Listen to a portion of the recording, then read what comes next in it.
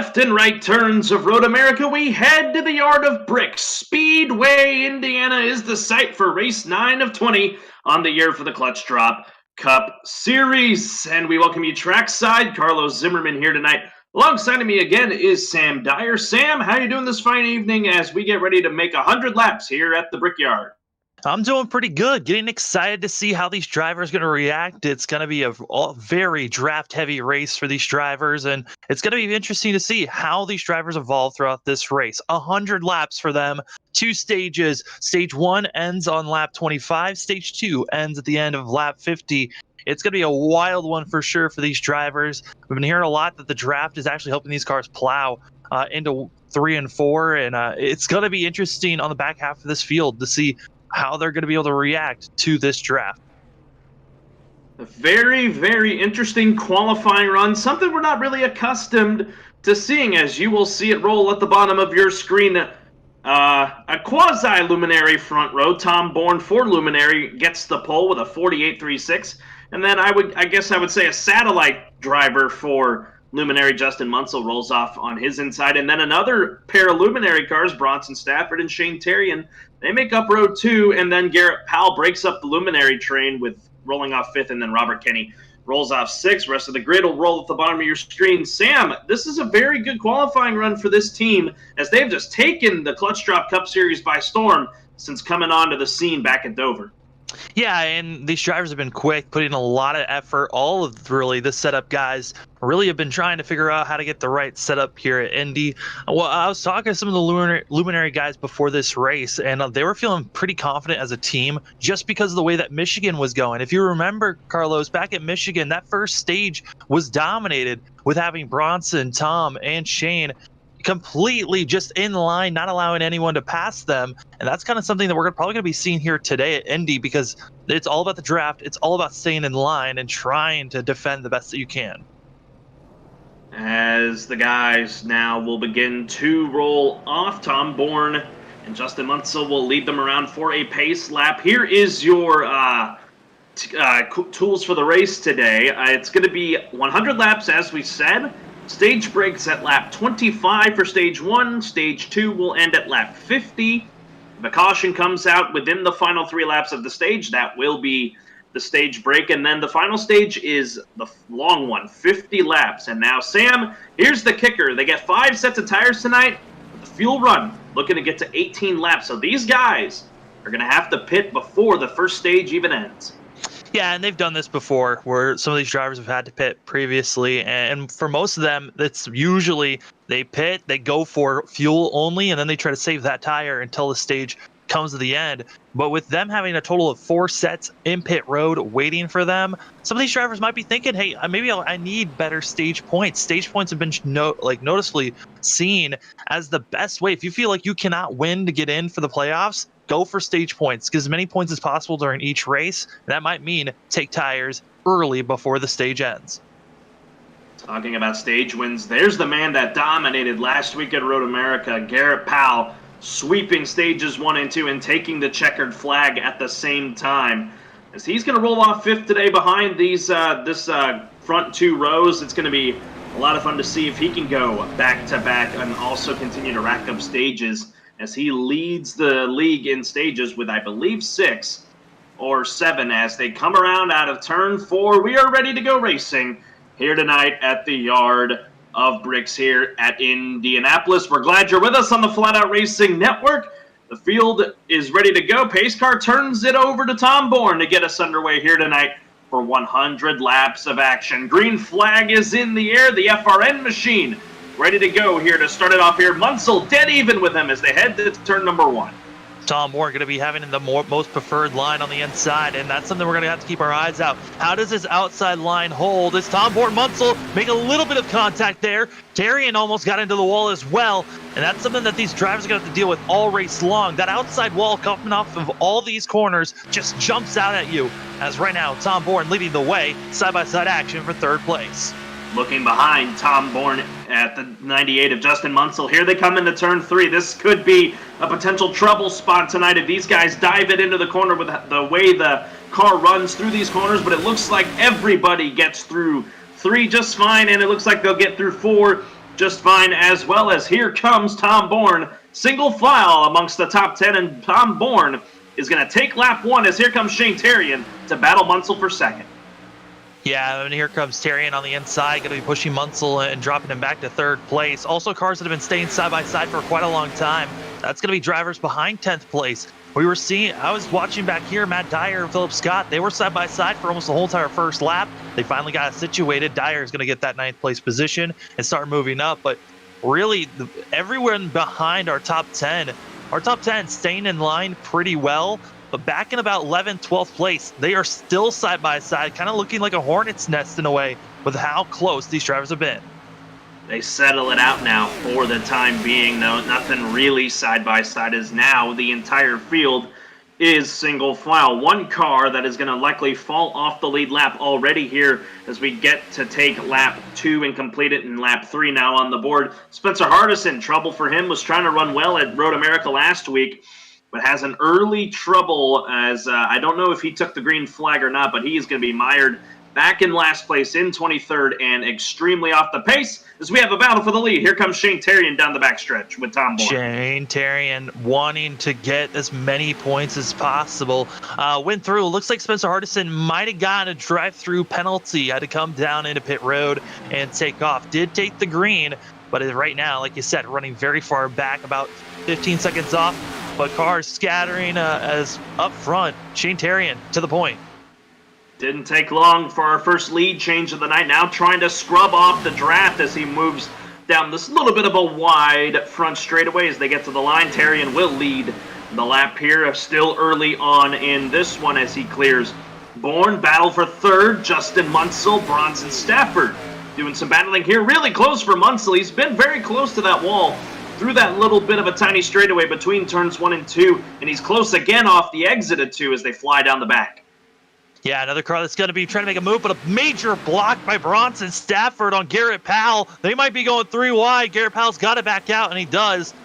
But right now, Powell looking like he wants to start moving forward. Also, Tristan Maher going to be trying to make a pass here on Robert Kenny, but they're still side by side. So we're starting to see the top 5, top 10 making some bold moves so far. Trouble here. Justin Munsell makes the duck in the pit lane.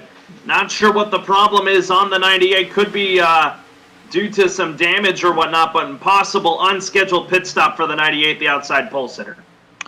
I mean, it could be an unscheduled incident. I'm rewatching it. He kind of just pulled off, and right now is, I believe he's outside the window of making it to the end. These drivers can make about 18 laps on fuel, and this first stage, 25 laps. I believe he might be about a lap and a half short for making it from this point on.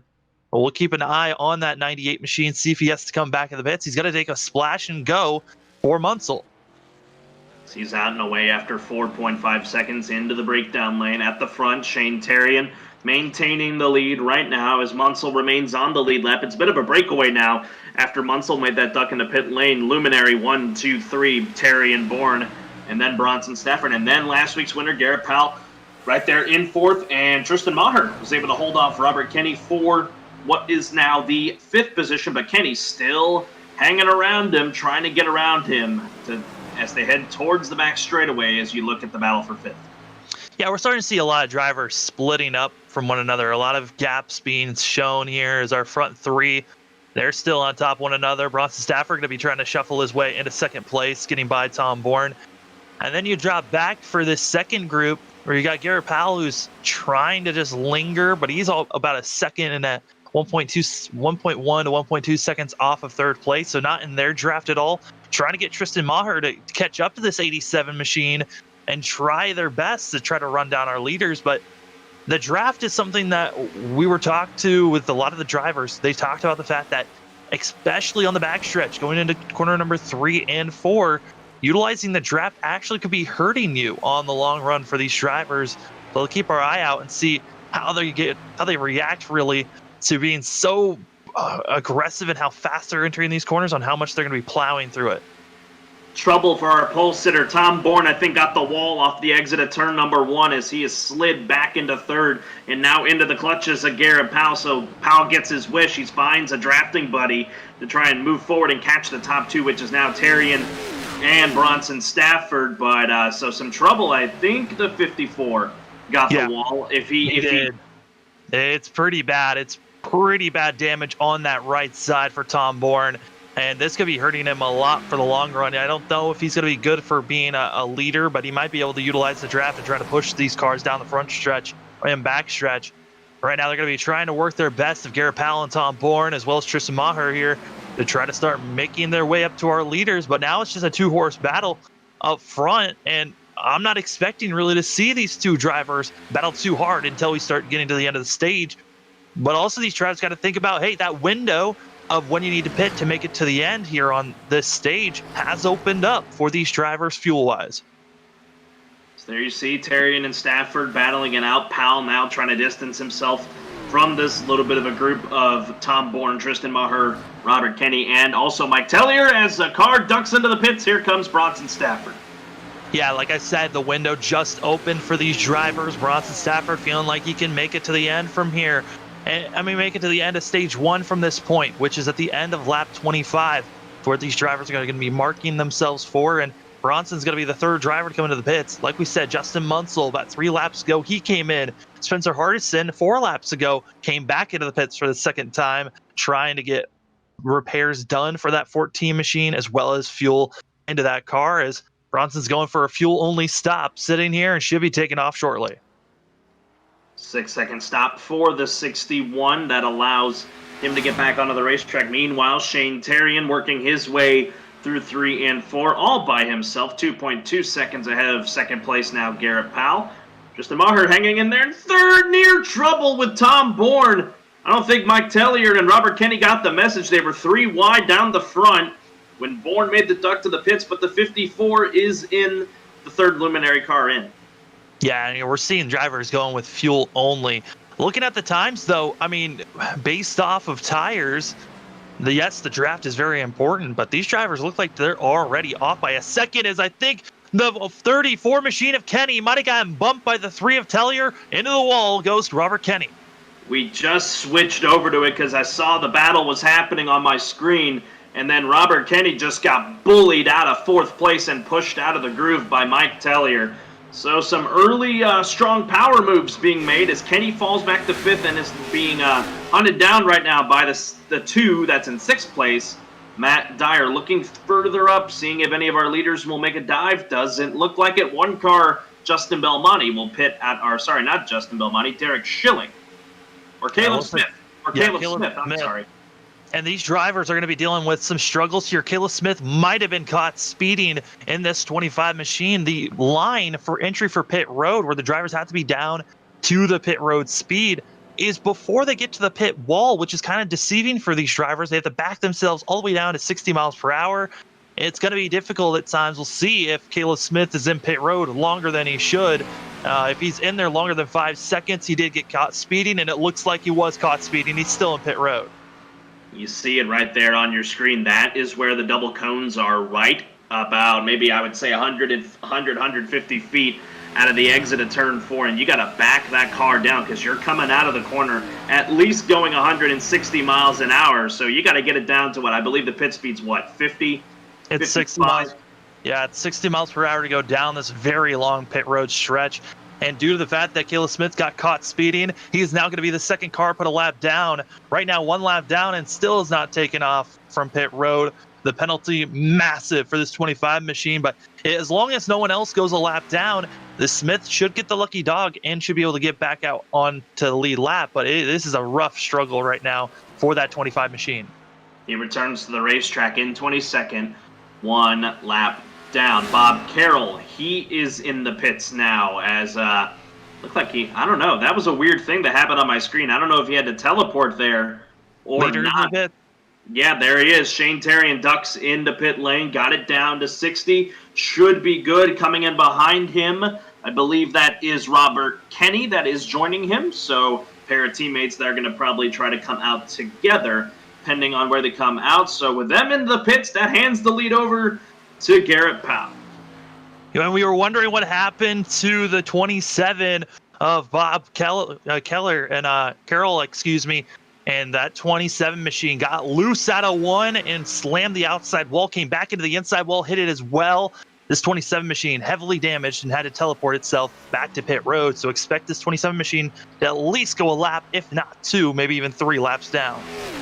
You're following our leader right now, halfway through the stage. Cars making some big strategy moves early on in this one to try and get to the end of it. How long will Garrett Powell, Tristan Maher, Mike Tellier stay out there until they want to come down and get pit service? Everyone will have to at one point, as Dylan Stipe is ducked into the pit lane. The only taker this time around as Powell rolls through 1 and 2.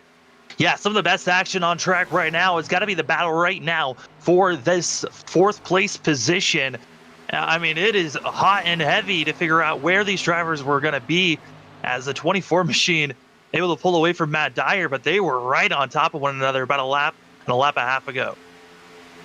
Watching David here, I saw him earlier on the backstretch and a few laps ago. Just kept rolling all the way to the bottom of the racetrack, trying to get as much speed as he could. Now he's worked his way to 4th with a lot of the earlier leaders coming down and pitting. Matt Dyer, he's with him. The 89 orange car, you see him there. Brandon King.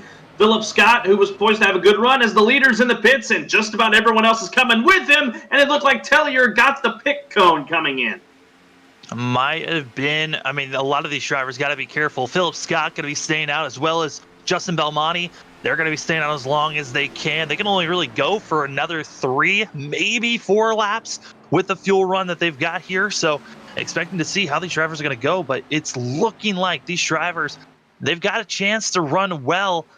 As getting word, it's looking like these drivers might be able to go about 19, 21 laps by themselves. Bronson Stafford should be good. And really looking at when Justin Munsell came in, Munsell might be good on his own as well to make it to the end, when we were kind of concerned, did he have enough fuel to make it?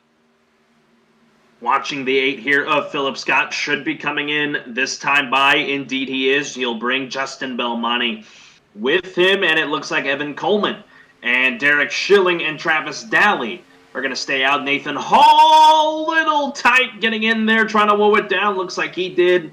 So 3 cars we're still waiting on to see when they'll come into the pits, as Scott and Belmonte surrender the top 2 spots. Driver right now that is ahead of everyone else that is pitted so far, that's going to be Bronson Stafford, who actually is working with a car that's a lap down. That's Caleb Smith. Caleb Smith, 1 lap down, but sadly is not the first car 1 lap down. That's going to be gifted to the 77 of Woodruff. And then you've also got Aller in the 33 machine ahead of him as well, as these drivers are cycling through, trying to get as many laps back as possible. Smith just got by the Landon Aller's machine, trying to figure out where maybe Woodruff is on the racetrack. He's coming out of 4, and then Smith is with our leader down the backstretch. So at the time being, if no caution comes out between now and the stage break, it's looking like Blaine Woodruff's going to be the guy to do it. I think the 12 may have had a penalty, an extended stay on pit road for Belmonte.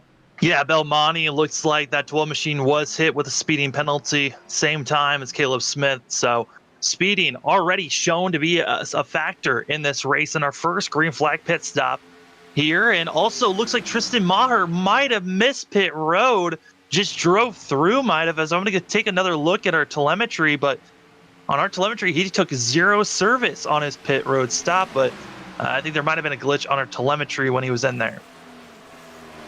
I don't know, Sam. He's running 12th right now, 35 seconds off of our 3 leaders that have not yet and come down and pit, because it's getting close to that window of when they'll have to. Trying to watch it here is Coleman still sticking it out there. He's about to get passed here by Blaine Woodruff, and that's going to allow Woodruff to get his lap back the hard way. So you can tell that's the difference right now between maybe not tires, since no one really came down, just the overall speed allowing the 77 to get around the 51. Daly and Schilling, they're battling back and forth here for second spot. Got to be careful to not get into each other, especially when you're about to come down and get service here, as they should come down this time by. Yeah, looking at Daly and Schilling right now, I mean, Derek Schilling looking for a better comeback from last week, as well as for Daly. Both those drivers did not have the race they wanted back at Road America. Schilling debut race last week was not the race that he wanted. Right now, running in third place. And we'll see if this 69 machine can recover and possibly find himself a top 10 finish here today, as well as Travis Daly, notoriously known. I mean, we saw it back at Kansas. We'll see if we can see it here today. Taking tires, going for fuel, and trying to make a big push on some of these drivers for stage points. Watching the Coleman machine here, a little loose there off of 2. So was Daly. So the car's starting to fall away from these guys as Coleman has opened up a 1.7 second lead. No intentions to go to pit lane just yet. Like you said, they can go, it's looking like 19 to 21 laps on a fuel run, but they are not going to make it to the end of the stage. It's just a matter of when they're going to come down. As I'm watching here, 51 stays out another lap. Also, an update for the 17 of Tristan Maher from our telemetry. It showed that he didn't pit. We watched that pit road stop. He did make a lot of mistakes of having to back up and move forward and back to try to get in the right pit box. But that 17 car did take service, running right now in 12th place. It's going to cost him a lot, as he should cycle around 9th whenever these 3 leaders pit. So tough break for the 17, but not all is lost. He should be able to come out with a top 10 in the stage. We'll just have to document that as the race, or the rest of this stage, progresses. When they hit the line, it'll be 5 laps to go in the stage, 80 to go in the race. Evan Coleman trying to stretch it as far as he can until he has to come down. Same for the 69 of Schilling and the 15 of Daly, as Coleman still has not made any move to pit road, neither for the 69 and 15. Yeah, you're talking about the possibility right now of seeing the 17 get a top 10 finish. I don't know if that's going to be the fact anymore. Being pressured right now by Stipe as well from Matt Dyer, as Maher going to be losing 2 positions in practically the same straightaway. And now I'm going to be dropping back to 14th place. Other really close battles that are going on track, that's the closest one. But up front, I mean, right now, I'm watching to see when will we see Daly and Schilling come into the pits, because both of them were utilizing the draft, so they're going to be able to go a little bit further than 21 laps. But I would imagine all of our top 3 have to come in this time or the next time, or they're running the chance of running out of fuel. Coleman stays committed to the racing line. He is still out there, maybe trying to catch a whiff of the draft of Blaine Woodruff. I'm watching him down the front stretch here. Hits the line, 4 to go in the stage. Maybe, potentially, earlier on in the race, maybe they were all linked up and trying to save as much as they could in the earlier portions of the stage. So I don't know what the case is going to be here, as these guys are out of our window now of when they were going to come down and pit, as Coleman's opened up now another 6/10 on Derek Schilling, as Schilling's trying to distance himself from the 15 of Daly. Really interesting stuff we're seeing here, Sam, out of our top 3. Yeah, our top 3 continue to just keep running on, and really they're looking very clean at the moment. None of these drivers have clobbered the wall yet this race. And you knew it was going to happen at this point. They just could not go any further than 22 laps without running out of fuel. Now you got to make sure you are not speeding while coming into pit road. I believe all 3 were good. All 3 of our leaders, plus the lap machine of Spencer Hardison into the pits. Hardison couldn't make it after pitting earlier, so with that happening, that should hand the lead over to Bronson Stafford, who is enjoying a very nice lead over second place Shane Terry in 6.8 seconds, I believe. I'm waiting for our scoring 2 update here, as Bronson is on pace right now to take stage number 1 with how this plays out, as our telemetry having a little bit of a struggle here with our timing. But regardless, Bronson Stafford is your leader with 2.5 laps left in the stage. Yeah, I'm looking at some of the drivers that are in our top 10, and I'm seeing about half the field half of the top 10, have some type of right side damage early in this race. We got Garrett Powell looking clean, Justin Munsell clean of our top 4, and then you go back to 5th place. Tom Bourne, Mike Tellier in 6th place. Both of them have hit the wall, as well as Durham in the 24 machine. Robert Kenny has smacked the wall on the back end a little bit. And just looking at some of these drivers, it's interesting to see how will this damage affect them later in this race. Other drivers that have been affected, Philip Scott Brandon King as well, having some damage. So as these drivers are coming to the end of this stage here, I mean, this is only stage one, Carlos. How are these drivers going to have to? I mean, they have to figure out how to carry their cars even with this damage. If they're running by themselves, they ought to just go easy, because I've noticed the trouble spots have been on the exit of 1 and the exit of 3. So you see Stafford step out a little bit there through the corner, owning a near 3-second lead over teammate Shane Terrian. But yeah, the trouble spots have been the exit. It's not so much down the backstretch or whatnot of them getting into the wall. As Bronson Stafford brings it down, hits the start-finish line, white flag in the stage. Stafford poised to pick up a stage win. Shane Terrian second right now. Garrett Powell, he is third. It's a massive sandwich of luminary cars for Garrett Powell as he's surrounded by them. Tom Bourne is fourth. Justin Munsell is fifth. What a drive for Bronson Stafford here. Not exactly the guy I was expecting to be out in front. Yeah, I mean, Stafford had a huge gap over the rest of the field. Had one of the quickest stops out of everyone out there. Came in with a lot of speed, exited out very cleanly. And these drivers, that's a lot of time that can be gained. I mean, Bronson was right there with Shane Terrian before they all started coming to the pits. And when he came out, he had over a 3 to a 4 second lead at one point over that 83 machine. Was the 61. And right now, 3 seconds is the difference as we're coming to the end of the stage. And there is the yellow for the stage break. Bronson Stafford takes stage number 1. Shane Terrian comes out second. Powell third. Bourne fourth. Justin Munsell fifth. Rest of the top 10. Mike Tellier, David Duran coming out seventh. Robert Kinney eighth. Maher rebounds to ninth. And then Dylan Stipe rounds out your top 10 for the stage. But it's all about the 61 out of Luminary Racing. Bronson Stafford taking the big stage 1 victory and a lot of points to go with it. Yeah, and Stafford already has a win, already locked in the playoffs. At this point, it's just to get those stage points and try to have that type of a buffer going into playoffs to know where you're going to be starting points-wise compared to the rest of the field once playoffs start. As he gets set to come around here and pick up the pace car, let's talk to our stage 1 winner in the 61, Bronson Stafford. Hey, Bronson, this is Carlos and Sam in the FRN booth. You got us? Yeah, I got you. Well, it really worked out for you with that pit strategy. One of the first cars to come in and pit for fuel, and it paid off for you. Stage 1 victory. I know you're locked in already, but sure should feel good to be able to take stage 1. Yeah, really just trying to get some points, get higher up, some stage points, all that stuff that we can do is, try and set ourselves up the best place to try and get a win and get more playoff points and whatnot.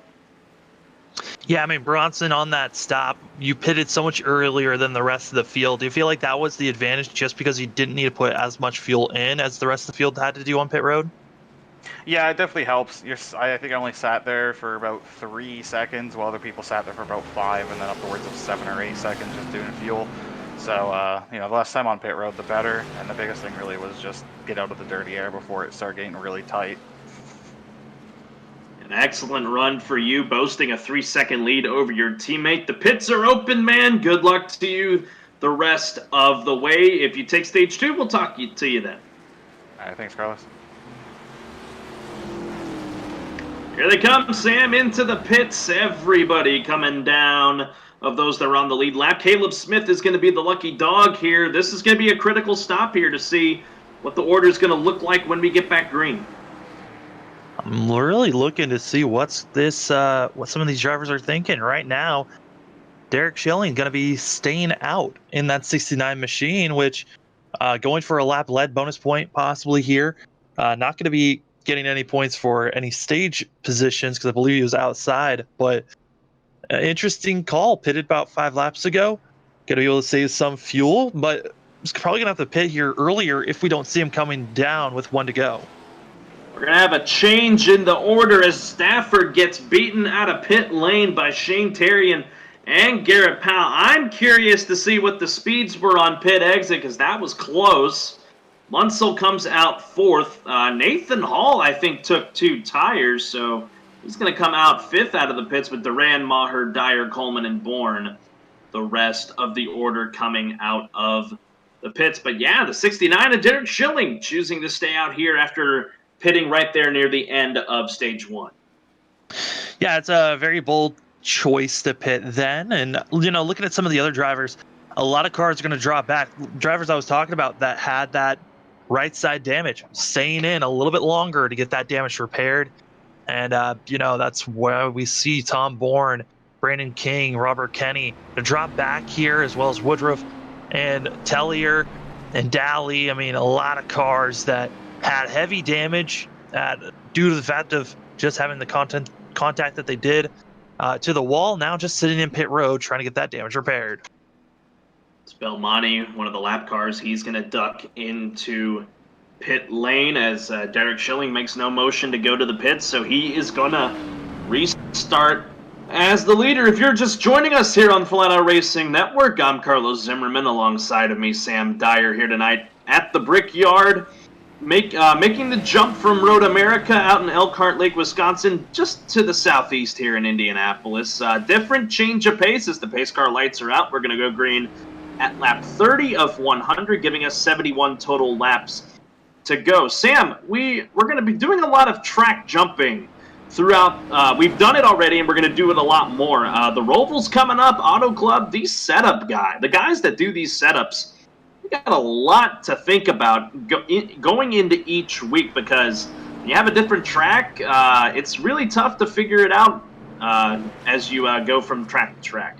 Yeah, I mean, we went from last week at Road America, twisting turns, left, rights, as well as a lot of elevation change, to now here at Indy. It's flat. It's really not a lot of banking to work with, and it's all about the draft. Then you go to next week where, again, there's a lot more banking involved. Most of that track at the Roval is actually the regular oval circuit with some road course elements in there. So it's going to be a lot of work that these setup guys are dealing with. And then you talk about after that, you then go to Auto Club, where you got more draft, and then Pocono draft as well, and then we finally go to short track, 1.5 tracks, another short track to finish out the regular season. It's going to be crazy for these drivers for these final 6-7 races of the regular season to figure out who's going to be in there points-wise to be in the playoffs, but also a lot of hard work for these setup guys. They come around, Derek Schilling, he is going to have the control here on the restart. Shane Terrian, then Garrett Powell, Bronson Stafford, Justin Munsell. Sun has ducked behind the clouds, so the track gonna cool off here for the start of this second stage. 21 laps in this stage will go down as a car ducks into the pits. That's the lap car of Spencer Hardison. No matter, green flag back in the air to restart here on lap 30 as Derek Schilling gets a really good push out of Garrett Powell as they're going to be side-by-side through turn 1. Let's see how the 69 can hold his own. Doesn't look like he's going to be able to as the 83 clears him down into 2. A lot of action happening for second. Yeah, Powell's got a little bit out of shape there for a second. Almost went up into Bronson Stafford. That was wild to see. As Schilling going to be holding or 3 wide down the backstretch for third place for a second there. But a lot of cars shuffling in and out as you've got Durand and Powell and Munsell all trying to figure out where they're going to be placed here for fourth place, as they're still trying to figure it out. Powell, who had a great start, pushing Schilling, is actually all backfired on this 87 machine that went from second all the way down to 6th.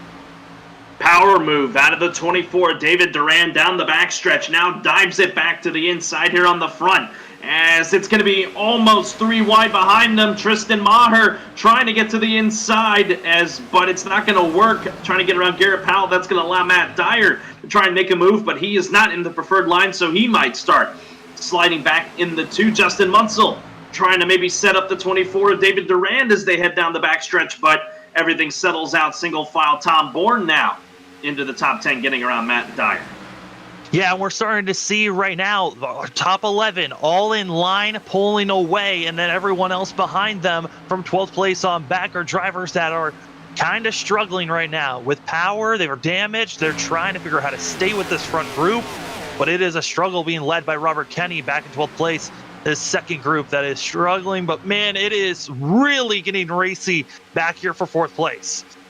Justin Munsell, Garrett Powell, David Durand, Tristan Maher, all under a blanket right now as turns 3 and 4 are illuminated by the sun. Turns 1 and 2 and half of the backstretch still covered by clouds. So this is going to be really tricky for these drivers to figure out with the grip levels and whatnot as they settle it out single file for now. Tom Bourne picks up another spot getting around the 89 of Brandon King as here comes David Duran trying to make a pass on Derek Schilling for third. Yeah, Duran's going to get a good run down below Schilling, and then also in front of them, Terrian and Stafford are right on top of one another. Looks like they're going to be just working together, but Powell looks like he's driving slightly angry because he's been making a lot of quick, jerky movements in that 87 car, like he wants to get around more cars. Tom Bourne going to be shooting it 3 wide back there for 6th place. But Garrett Powell looks like he is irritated with the way that his driving style is looking right now. Bourne trying to get around Maher, near contact through turn 1. They save it. Maher fishtailing it there through the short straight as they're still side by side. Bourne slides up a little bit. These cars fighting right now to stay straight as they still go side by side down the back straightaway. But like you said, Garrett Powell trying to drive with some urgency right now as that restart was not what he wanted and is trying to get away from that fast 98 of Justin Munsell as Derek Schilling continues to fall all the way back now into 9th. Yeah, and this was kind of expected by Schilling, who did not come in. He's now going to be probably having to pit here in the next 10 to 12 laps in that 69 machine. And looking at the rest of the field, I mean, it's crazy to look and see the difference that these drivers are running. This is what we get from open setups, is that we're seeing different teams really showing up right now. As David Duran, part of Team Waffle, is making some charges forward. Garrett Powell, part of Team DSM. Really, Waffle and DSM kind of partnered up in a way as they like to work together and be in the same Discord calls to try to help one another out in some fashions. And it's good to see these two drivers not on officially the same team, but still able to work with one another, as Tom Bourne going to be making a move on Justin Munsell now. And also looking to wait and see, what does Tristan Maher do? Because Tristan Maher's been looking good at times, has one stage win, right now 5th in points coming into this week, needing a pretty solid day today, probably a top 10 finish, or a top 5 finish to really help himself points-wise. Riding on board with Garrett Powell in our gyro cam, you see how these guys have to fight through the corners, turning the wheel almost at a 90-degree angle as they go through those corners. As here we go, here's a pass.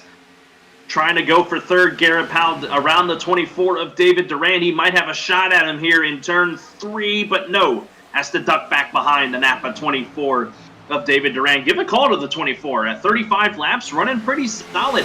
Haven't really seen him much here at the front, but is having a good run right now. Kind of drove it hard through that corner as Powell is right there with him. Shane Terrian is into the pits now as the battle's on for third. Yeah, and this is exactly the call that won Bronson Stage 1, and I like this fact that Shane Terrian is saying, hey, I'm going to go now. It's right when that window opens up for these drivers to make it to the end, driving by themselves with no draft help. We'll see with lap cars being an influence that helped Bronson out a ton. We'll see if it helps Shane Terrian if he can find some lap traffic to help himself in that 83 machine. As drivers are going to get set, this is when it starts to open. Expect to see a lot of cars trickling into pit road now. Watching here, riding on board with the FRN car, Tom Bourne. Really on the move right now. Up to 4th, restarted at the tail end of the top 10, so he's up 6 spots. Same for the 17 of Tristan Maher, right behind him in 5th. As soon as I say it, there goes Tom Bourne into the pits out of 4th place. Yeah, I mean, you're talking about Tom Bourne and the run that he was making through the traffic. Also, Brandon King, that 89 machine, really making some good moves out of, that team is just looking for a good day today as the Crownless Kings really haven't had a lot of good runs recently, trying to make that charge and trying to get a top 5 finish here, maybe even possibly a stage win here, as we'll see. Pit road looked like it was so important during stage number 1. We'll see if Shane Terrian is set up here or if someone else can shock the world and even with a later pit stop have a chance to beat out this 83 machine. Watching where the 83 is on the track in perspective to his teammate in the 61. They're on the same straightaway as it seems. They're just about as straightaway apart as Munsell ducks out of the 7th place to come into the pits. Robert Kenny will join him. The only 2 cars, it looks like, that are going to getting service here. Derek Schilling, the car that stayed out, he is also in the 69. And I'm also watching this battle for third place. Maher and Duran. Maher able to get by the 24 machine. And, right now, Bronson Stafford, with over a 2.6 second lead over Garrett Powell, who Powell, like I said on that restart, had a great restart, was pushing Schilling almost up to second place for this 87 machine, then dropped all the way back to sixth place, the furthest he's been so far since that restart. But Bronson Stafford gave a huge shove to Shane Terrian on that restart that gave that 83 machine the chance to lead some laps early. I'm questioning if we stay green and then our next caution is that end of stage 2, who's going to get the major shove for that part of the race? Because it looks like for restarts wise, if you get a good shove, you have a great possibility of leading this race. It's going to be the key. And, with the way this race is going, I really seriously think our only 2 cautions tonight may be the stage breaks, the one we just had, and then the one that's coming up in less than 11 laps. So, with that said, the deciding factor of this race could be the restart coming out of the stage 2 break. You don't know, or mistakes made in pit lane. Because if you do the math, they pit around lap 50-51. They're going to have to pit at least 2 more times for fuel and to make it all the way to the end. This is going to be a strategy race, as I was talking with you before we came on. So this is going to be interesting to watch as the race progresses. 11 laps to go in the stage. Bronson Stafford well in control right now. Garrett Powell, he's second. David Duran, third. Tristan Maher right behind him in fourth. And Brandon King round out your top 5. We'll take our first break. We'll be right back here on the Flatout Racing Network. You're watching the Clutch Drop Cup Series.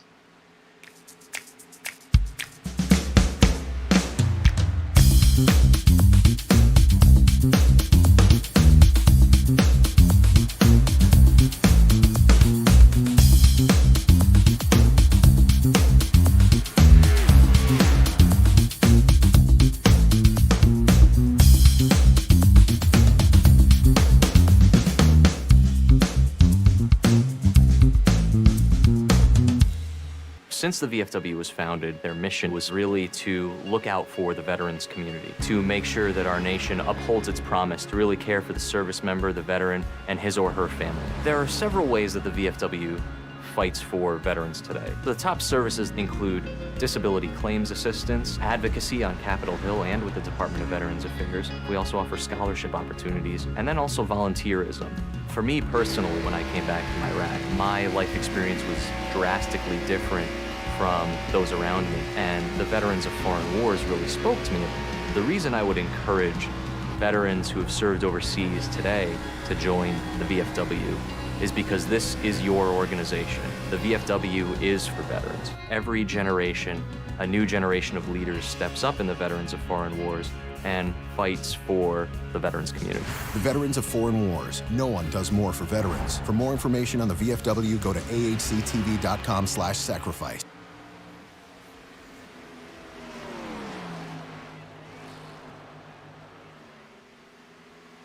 Most everyone involved in sim racing always wants that edge or even make the experience a little bit better, or in this case, a little bit more in depth. Enter iRacing iFlag.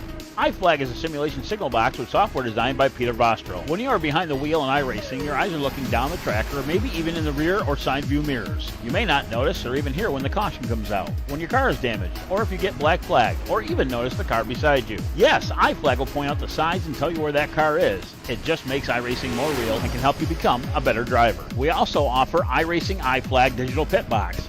This small box is a great addition to any sim rig. With only 3.5 inches wide, it gives you all the information you need, including how many laps completed, how much fuel you will need to finish, what lap you need to pit on, laps so your fuel is empty, as well as weather and track conditions. It also switches when you come down pit road for more information. 8 laps left in stage number 2 as you look at the battle for third right now between David Duran and Tristan Maher. You saw it a lot when we were side by side, Sam. These guys really fighting hard right now, although they could be trying to save fuel as they are just been basically tandem drafting every chance they can get, as you see it there heading into turn 3. Yeah, right before the caution came out, I was questioning, hey, why aren't we seeing some of these front guys pitting just yet, as Tristan Maher and Duran just continue to be battling back and forth side by side. I would feel like the best opportunity for both these drivers is just to stay single filed up, utilizing the draft, because based on the fact that no one else has trickled into the pits, I feel like all these drivers that are up in our top 15 are all trying to make it to the end, possibly. When the green flag came out for the start of stage 2, it was 21 laps. No one came in to take a late pit stop, except for, I believe, Nathan Hall. Nathan Hall might have been that one driver that pitted late just to pack it full of fuel. And I think that there's a lot of drivers thinking, hey, we can make it to the end. Officially, from green flag to yellow flag, it's 21 laps, and that's right at the window if you utilize the draft. Looking at the stints on all our lead lap cars, we have 20 cars on the lead lap. Stafford, no chance yet of running into lap traffic just yet. That would be about 7 seconds away before he runs into the 98 of Justin Munsell, one of the 5 cars that came down and pitted under this green flag run. I'm looking at it here. Tellier is 1 lap off of everybody else in terms of pit sequence. He's 1 lap behind everyone, and Blaine Woodruff, who's back in 12th right now, he's 1 lap ahead of everyone. So if there's anybody that can't make it to the end on this stage, it's probably the 77. But if there's one man that can maybe make it to the end of stage 2, it's likely the 3 of Mike Tellier. Everybody else, big question mark beside their name. Yeah, Tellier and also Nathan Hall are both those drivers that can probably push it just as far, but Tellier for sure off by 1 lap, like you said, compared to everyone else. But honestly, if you don't pit now, you're thinking of just really coming in and just putting in maybe a half a gallon to a gallon to make it to the end. You're not thinking much about really trying to pack it full of fuel until the stage comes out. I think that's really the only situation these drivers are thinking about. Don't pack it full of fuel. Just put in the minimal amount that you need and get out there, and hopefully you'll have a big enough lead. Coming into the pits, though, is going to be Caleb Smith, who is running in 14th place. Pitting out of just outside the top 10 is the 25, the first car to surrender of the guys that were trying to fight their way to the end of this stage, which is 5 laps away. Looking at Smith, he's the only one in. Nathan Hall, he is now coming into the pits as well, pitting out of just outside the top 15. And this is around the area of these drivers that it's kind of your last-ditch effort if you feel like you can pit, try to gain any time at all. But I don't think that really these drivers are going to be gaining that much by pitting now. I mean, Caleb Smith this time around did not get a penalty, which is already an upgrade from last time he came into the pits. But this is not looking too great, as Nathan Hall's in the pits for way too long compared to what I was expecting. Hall's going for tires in that 28 machine. Likely the second set he's used of his 5. He should be okay in terms of sets. He has 3 left. Unless he spins out, he should be fine. Watching the Smith machine, he is now going to merge in between first and second places. Garrett Powell has slowly been chipping away at Bronson Stafford's lead. About 5 laps ago, it was near 2 seconds. Now it is down to 1.1 seconds, the battle for first and second. But do you think Bronson's been letting off, or do you think Powell's getting faster? That's the real question here. I mean, we know right now Powell's got the draft of the 25 of Smith, and he's utilizing that to its fullest to run down Bronson Stafford. But is this hurting him fuel-wise? Is he going to have to come in when he was thinking about maybe just going into safe mode to push it all the way to the end? That time by, Powell ran a 51.93. Stafford ran a 52.13. I think Powell is chipping away, but I don't think it's going to be enough. He's got it to 1 second flat almost. But with 2 laps left in the stage, it's not likely that Garrett Powell's going to be able to get around Bronson Stafford, as Stafford is almost 2 laps away from trying to sweep stage 1 and 2, much like Garrett Powell did last week at Road America. Yeah, right now Bronson Stafford trying to do what Powell did. And Powell did that last week in dominating fashion.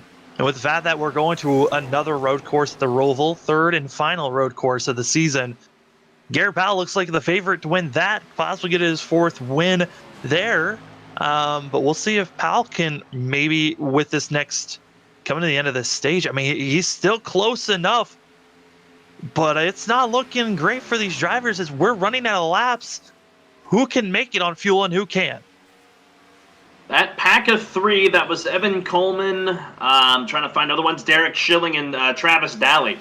They made it about to lap 22 in their stint. This time by is lap 22 for Bronson Stafford and company. It's going to be interesting to see if he can make it all the way around with what's left in the tank. White flag in the air in the stage, 1 lap left. Lap 50 onto the board. Garrett Powell backing off now of the 61, trying to save, it's looking like, there for the 87 machine, as he's going to just slide back and allow Stafford to likely take stage 2. Yeah, I think for Powell, it was, I'm going to push, see if I can get close enough to 61, maybe pass him here, try to put some pressure on to make him use up fuel, but I think that might have backfired for Garrett Powell. That is now going to be passing Caleb Smith. But, it was a great effort from Garrett Powell, but the question still looms. Can this 61 machine make it to the end, as he's got one more corner and then the front stretch? Coming out of turn 4, here comes the 61 of Stafford, backing off the gas a little bit. He can coast at this point. Here he comes, the 61 out of Luminary Racing. He will sweep stages 1 and 2 by taking stage 2 as we await the caution to come out for the stage break. And there it still hasn't been thrown yet. There it is. Bronson Stafford taking stage number 2. Garrett Powell, he comes out second. Tristan Maher wins the battle with him and David Duran for third. Duran will end up fourth. Dylan Stipe into fifth, and the rest of the top 10, Matt Dyer, Mike Tellier, Philip Scott, Evan Coleman, and the 89 of Brandon King rounds out your top 10 for the stage. A sweep for Bronson Stafford. Yeah, a sweep that in 2 very different fashions. First stage, was all about Bronson being the first car to really pit that could make it to the end besides Justin Munsell. And that helped greatly on gaining time. This time around, it was about saving fuel and having enough to make it to the end. Really what helped Bronson was staying behind Shane Terrian for so long there in the first about 5 to 6 laps. And then it was just keep letting off a little bit more and more, trying to make sure you got enough fuel to make it to the end. Worked out perfectly for the 61 machine. But now for the final 50 laps, this is going to be complete new strategies for these drivers. Are they going to be able to turn this into a one-stopper once we go green again? Well, why don't we ask our stage winner, Bronson Stafford? Here he is. Hey, Bronson, this is Carlos and Sam again in the FRN booth. You got us? Yeah, what's up? Let me first off and ask, how much fuel do you have left in the cell? Because I'm just looking at it here. We were worried that you may not have had enough to make it to the end, but looks like you just had enough. I might run out on pit road. Really hoping not. Yeah, starting to hear that some drivers might be running out of fuel once you're going down the backstretch there. Bronson, a great run on your part. 2 different strategies. I mean, you tried out the pitting early strategy for stage 1. This time around, you were able to save enough fuel for stage 2 and getting the stage wins for both. How are you feeling for the rest of this race? Car feels good. Honestly, the car feels really, really good. It's fast, and having track position still is really huge. Not having to pit there and kind of throw it away a little bit with people worrying about pitting and whatnot. So hopefully we're okay here in the final stage. Don't run out, get into the box, and we're good to go. I'll have to ask you, as you head towards your box here, what's the strategy? This is going to be different from the first 2 stages. The way this is going, we might go green to the end. I'm not trying to jinx it or anything. So what's the move here for these final 47 laps? Yeah, I'm not sure. Honestly, it's going to be a 2-stop no matter what, really. So it's just going to be whoever executes it best, I think. All right, as you're into the box here, should be coming out of pits. First, maybe, I think you will beat the 87 off. Oh my goodness, that was very close. I think you got him. Yeah, got him. All right. Yeah. The skin of your teeth, if you will. Alrighty, we'll let you get back out there, pick up the pace car, and we'll get ready to go green. Best of luck to you the rest of the way. Trying to do what that man behind you did last week, sweep the stages and take the win. We'll see what happens. Good luck. Thanks, Carlos. Man, that was really close coming out of the pits between the 61 and the 87. Tellier ends up third out of the pits. Maher fourth. Dyer up to fifth. David Duran sixth. Terry in seventh. Bourne eighth. Robert Kenny ninth. And Derek Schilling rounds out your top 10 off of pit lane. Yeah, something I'm going to keep my eyes out on. I mean, Shane Terry and Tom Bourne, they were cars that were up in the top 5 for the start of that stage, and then they pitted early thinking that everyone else was going to pit, and turned out that everyone else was able to make it. So how is that going to be hurting them on the long run, expecting them to make some bold moves here on pit road to make it to the end? Do want to say we have lost one driver, that is DNF. That's going to be Spencer Hardison. That is officially done. Bob Keller's still in pits, has been in pits since, I believe, 40 laps ago. And this 27 machine trying to get repairs done, but not looking good to be getting back out on track. So that leaves us with 21 out on the racetrack. Looking like Nathan Hall's going to take the wave around here. He did not pit under this caution. He did pit 6 laps before the end of the stage, so there he goes. He'll take the wave around. So 20 cars on the lead lap. Justin Belmonte, the only car off the lead lap in 21st. Caleb Smith was your lucky dog. As I'm looking through this group here, a little different cast of characters up here in the top 10. Not something we're used to seeing. David Durand, he was up as high as second at one point. Matt Dyer, he's hanging up here. Had a rough outing at Road America. He was up front early but fell off. Derek Schilling, who made his debut last week, wasn't quite what he wanted. He's going to restart 10th here on this Restart the 69 machine. Yeah, I mean, Schilling, who stayed out, now going to have fresh tires, going to be on equal ground with the rest of the field. Expecting to see that 69 machine be able to stay up front, might be able to make a charge up into the top 5, and we'll see how this thing goes. Some drivers were given EOLs due to the fact that they had to pit early because they felt like they were going to run out of fuel.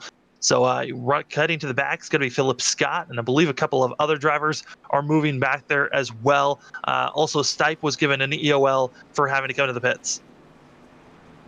So they drop back, and I'm looking up here.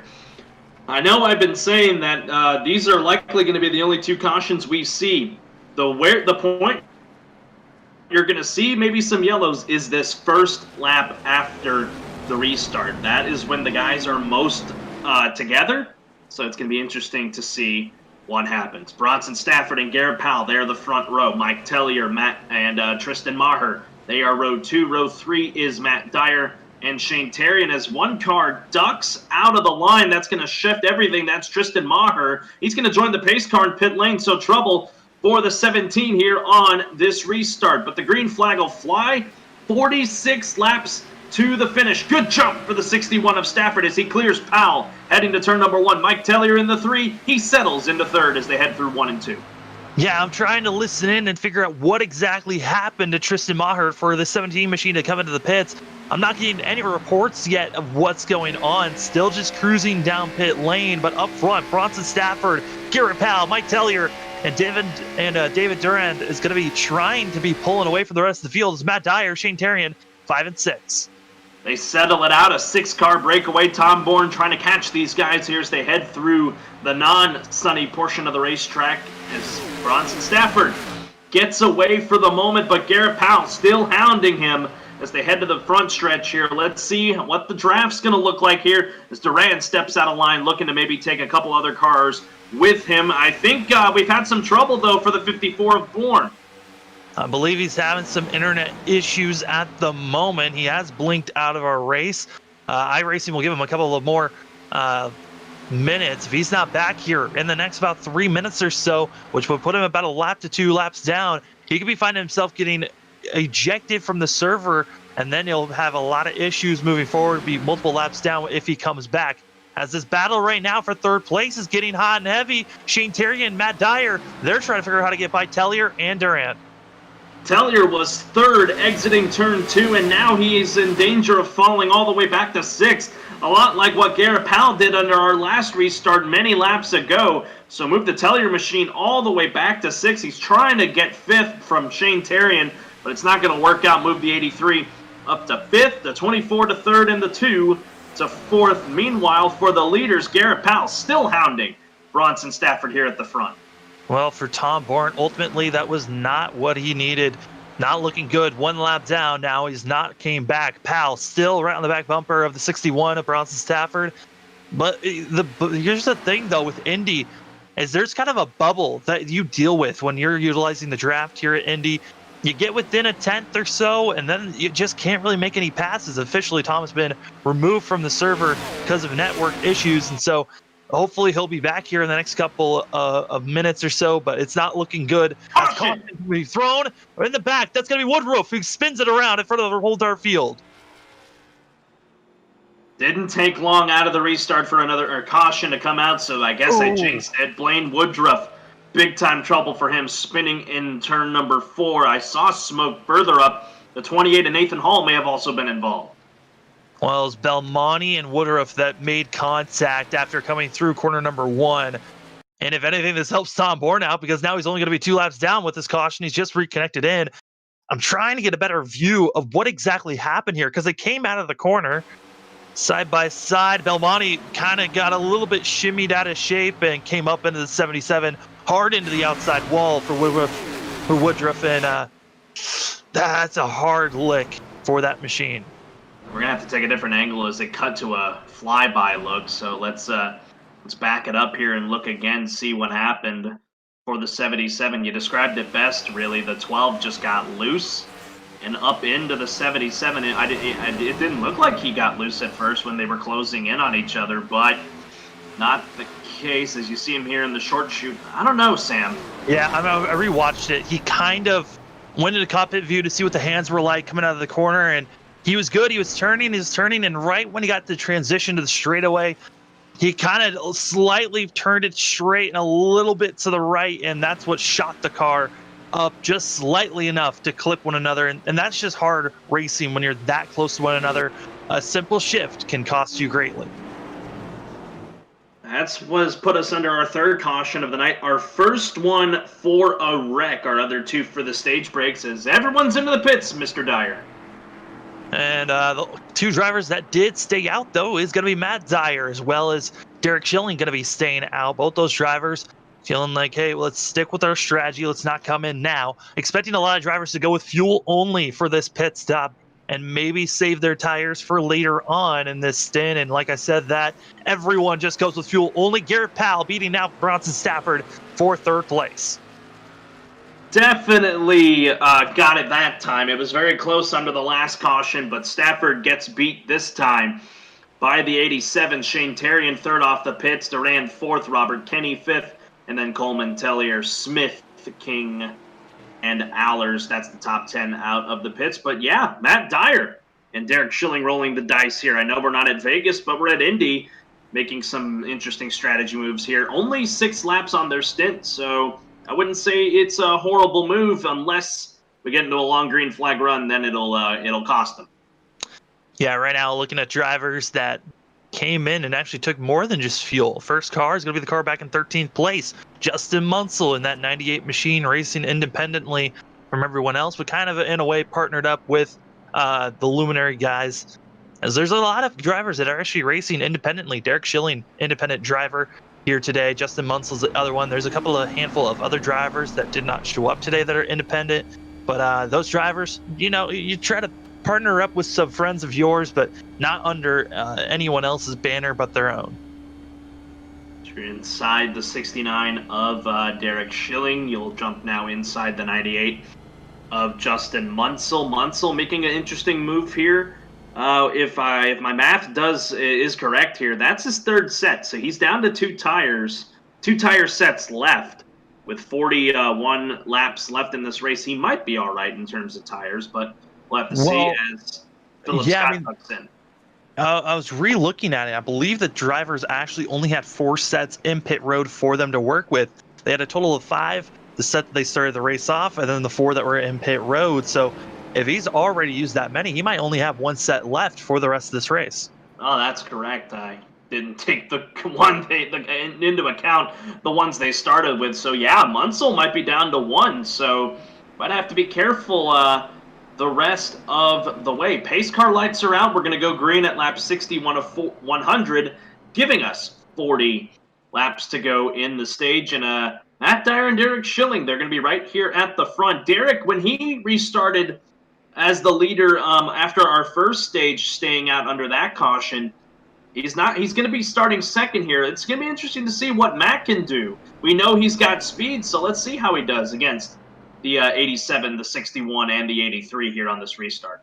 Yeah, I'm really curious on how this two machine of Matt Dyer is going to be reacting, because we've seen Garrett Powell, when he's on the bottom side, he's willing to use that bumper to push the car to give them the best advantage as possible going into corner number 1.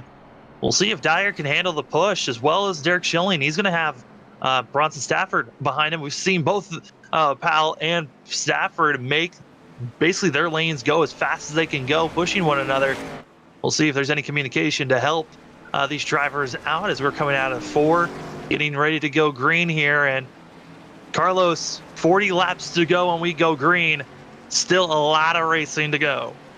Still a lot of racing. Might not even be done with cautions just yet. We've now know that they can happen here outside of stage breaks. Matt Dyer is now in control of the field, going green here. 40 laps to go in the race. Schilling did not get a good restart. That's going to allow the 87 to slide into second as he's checking up there the 69. He's checking up the 61 of Stafford, and that's going to cost our 2-stage winner really badly as he falls back to 5th as they go through 2. Almost exactly what happened to Powell back when we started stage number 2. Like this time, though, it happened to Stafford. Being stalled out, your line not going. Garrett Powell on the inside of Matt Dyer. Going to be trying to go for a pass here. Shane Terrian now going to be in 3rd place. Going to be thinking about following suit. And Schilling and Bronson Stafford still side by side as Duran just waiting and looming in that 24 machine. Dyer's going to slide back all the way to 3rd because of a great run into that corner for Shane Terrian as they fly by on your screen. Here comes the 61 around the 2, moving the 69 further back. The 2 will start flying back, so we now know what kind of cars they have. Meanwhile, at the front, here comes the 83 of Terrian. Side by side at the line, Powell gets the lap, but here comes the 83. Shane Terrian going to be clean by coming out of turn number 1, now entering turn number 2, as they're actually still side by side. Powell got a great run out of turn number 1 as they continue side by side here. Who's going to get the run out? As Powell is still looming there. That is such a power move by Powell there. Don't look now. Here comes the 61 and the 24. Right there in 3rd and 4th. Matt Dyer trying to hang with him as our leaders continue to run side by side. Stafford had to back off there in that corner, and Duran really had nothing he could do to try and slide down to the inside. But looks like they keep it going. And finally, Shane Terrian clears the 87 through turn number 4 as they head down the front. It might have taken a whole lap to finally get that position, but it worked out for Shane Terrian. Powell now going to get a huge shove and momentum by Bronson Stafford there. And Powell now going to figure out where he's going to place that energy, because you carry so much speed. Sometimes even with all that speed, you got nowhere to utilize it because it's all about getting to that inside line. Just outside the top 10, Evan Coleman got out of shape there on the exit of turn 1 around the 89 of Brandon King. Tristan Maher way off the racetrack, getting loose on the exit of 2. He'll lose more spots as he slides to 13th and might lose another one.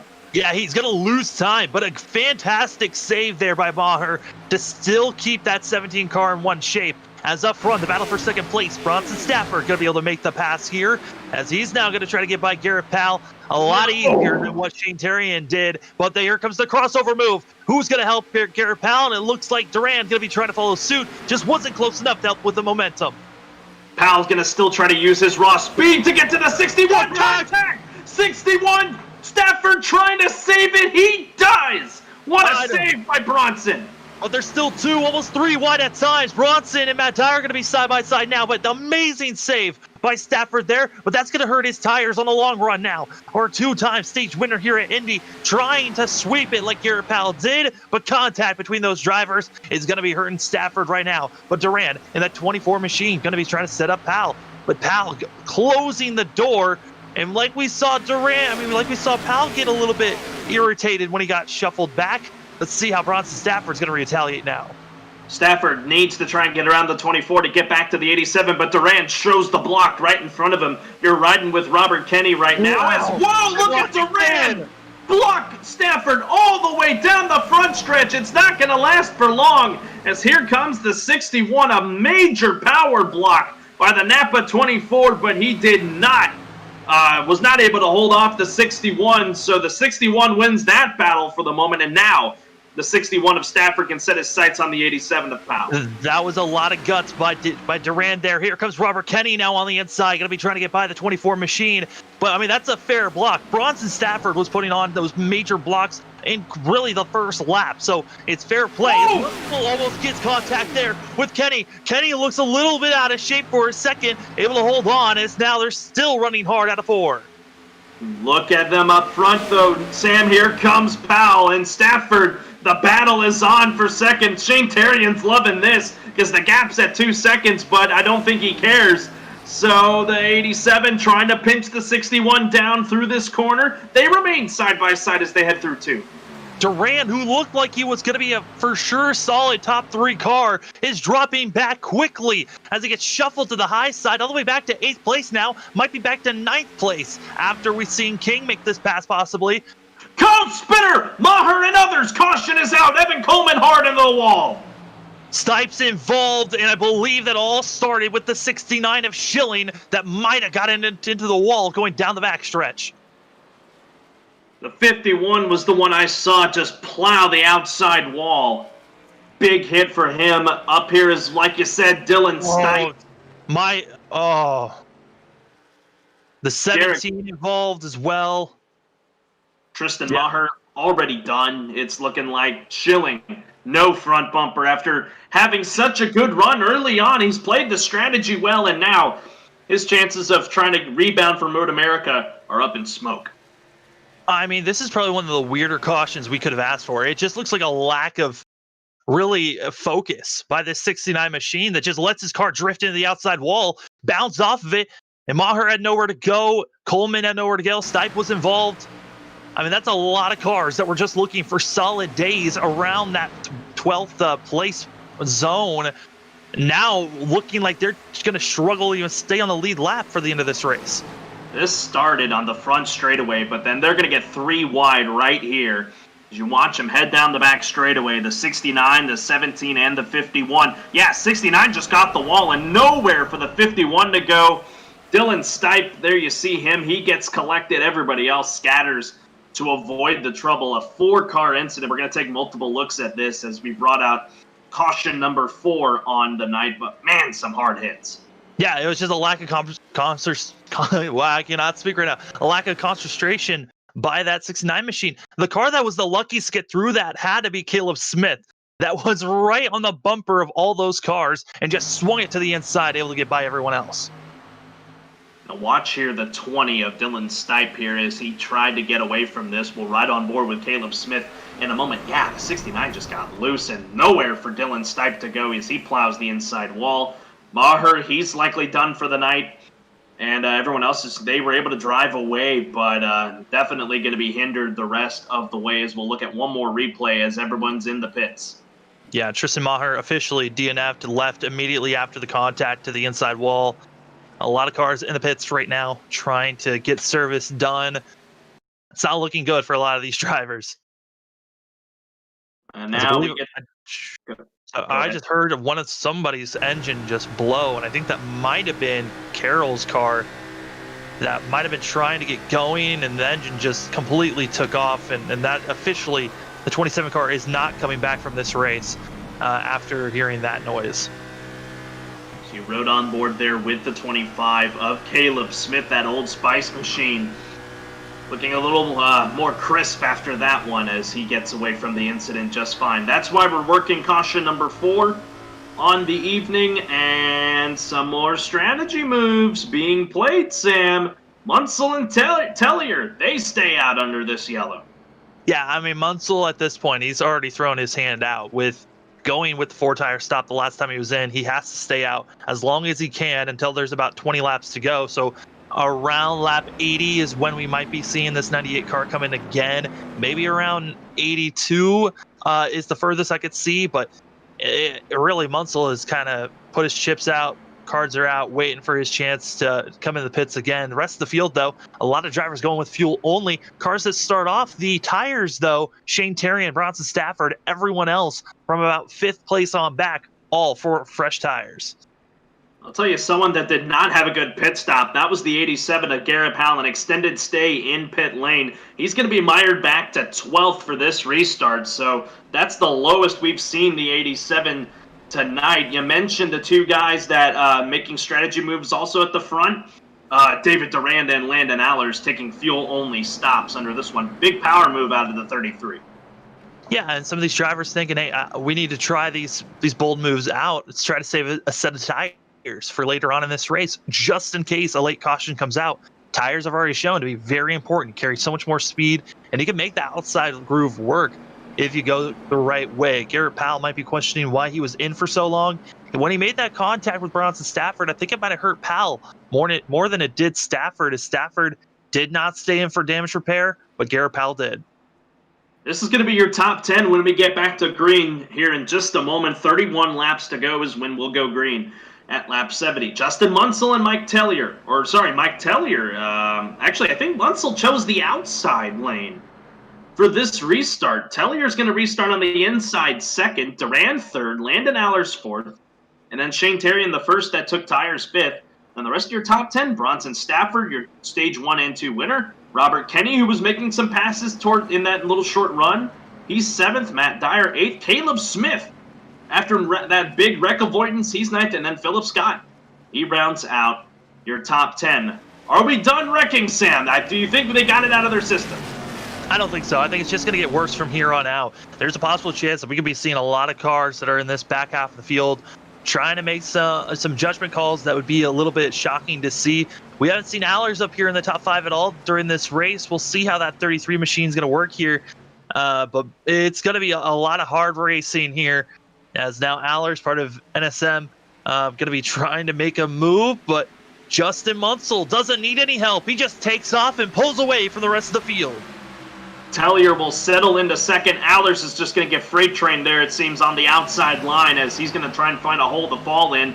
Ooh, near contact there. Stafford now dives into the inside of the 33, and he'll get around him. And then now Robert Kenny will do the same thing. Munsell into the lead. Tellier second. Durand, really loose on the exit of turn 3, trying to find a way around the 3. He's going to get help from the 61. Big push down the back straightaway around the outside. Yeah, Mike Tellier going to be stuck on the inside lane, which Oh! you'd think he wants to be, but Durand going to be shoving his way and trying to make some moves. It's not going to work. 3 wide coming into turn number 4. Almost 4 wide for a second there. My goodness, what battling here back in around second, and that's going to bring everybody back to the fray here, trying to find breath and words. Durand trying to block. He's trying to block Stafford again, but I don't know if it's going to work this time, as Stafford runs him up the racetrack and is going to send the 24 further back through this field as they head into the light portion of this racetrack.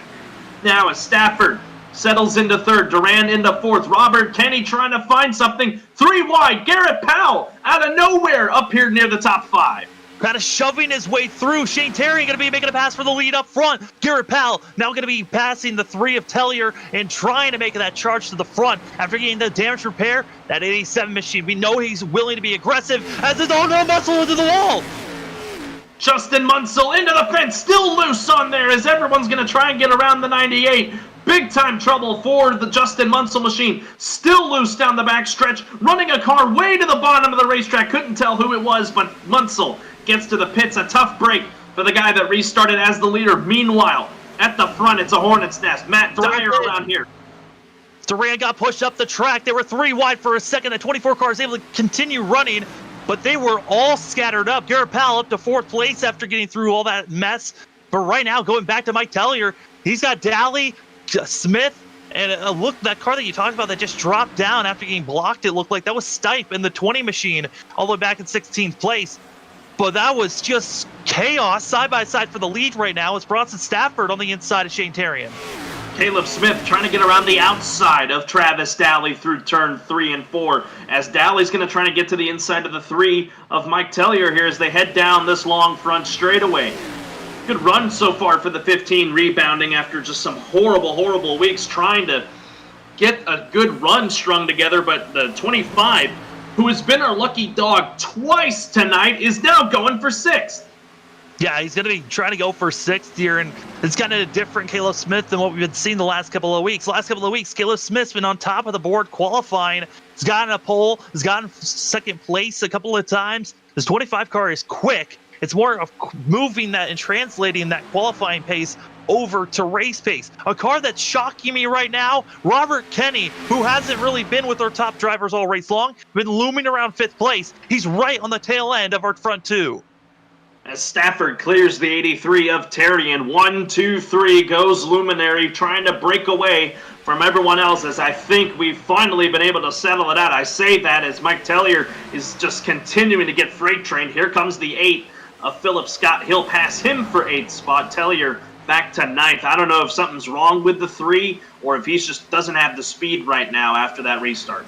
Well, you got to remember, Tellier as well as Durand and Allers, they all took only fuel only, so they're on older tires at this moment. That's why they were dropping back and why it was kind of concerning to see how aggressive they were running around some of the drivers on fresher tires. Do want to report Justin Munsell has left the race and is behind the wall, so the 98, who's trying to work strategy throughout this race tonight, not going to get it done tonight. Likely will finish out in the 18th position at the front. Still a top 3 group here of Luminary. 61 of Stafford, the 83 of Terrian, still trying to hang around him, and the 34 of Robert Kenny. Garrett Powell, he is settled into 4th. Matt Dyer right now has a deck lid full of the 25 of Caleb Smith. Yeah, Matt Dyer, Caleb Smith, a part of CEM Motorsports, and they were one of the groups that came in late with Luminary, who have been showing their speed. Matt Dyer as well as Caleb Smith have been drivers that have shown speed. Like I said, I mean, both of them have been very quick the last couple of weeks. Last week, Matt Dyer probably had the top 3 car out there, but then was taken out late. And Caleb Smith, he's had a top 3 to a top 5 speed-wise for this 25 machine of their whole entire field, running right now 5th and 6th. Great runs for themselves. But I'm looking up here for 4th place. Garrett Powell, he's over a second away from our front 3. He's too far back to utilize the draft at the moment. He just needs to get about 3/10 closer, which he's trying to do at this moment. But how the heck is Garrett Powell supposed to get by these 3 teammates? I talked about the kind of similarities of utilizing the draft and kind of being able to block some drivers like Michigan was for Luminary back then. This is looking almost exactly like the same scenario, and these drivers are about to set up for pit stops here in the next about 20 to about 18 laps or so. So these drivers got to get set up for pit stops here very shortly. For them to make it to the end, they're gonna, I think if you pit at any point now to the end of the race, you should be good to go to the finish. In terms of fuel, your tire wear, that's a different story, as Robert Kenny is starting to lose his teammates here at the front, doesn't have the help. Garrett Powell, he's been fighting an ill-handling race car out of turn number 1. He has been loose off of that corner at least the last 2 laps, so not where he wants it right now in that number 87.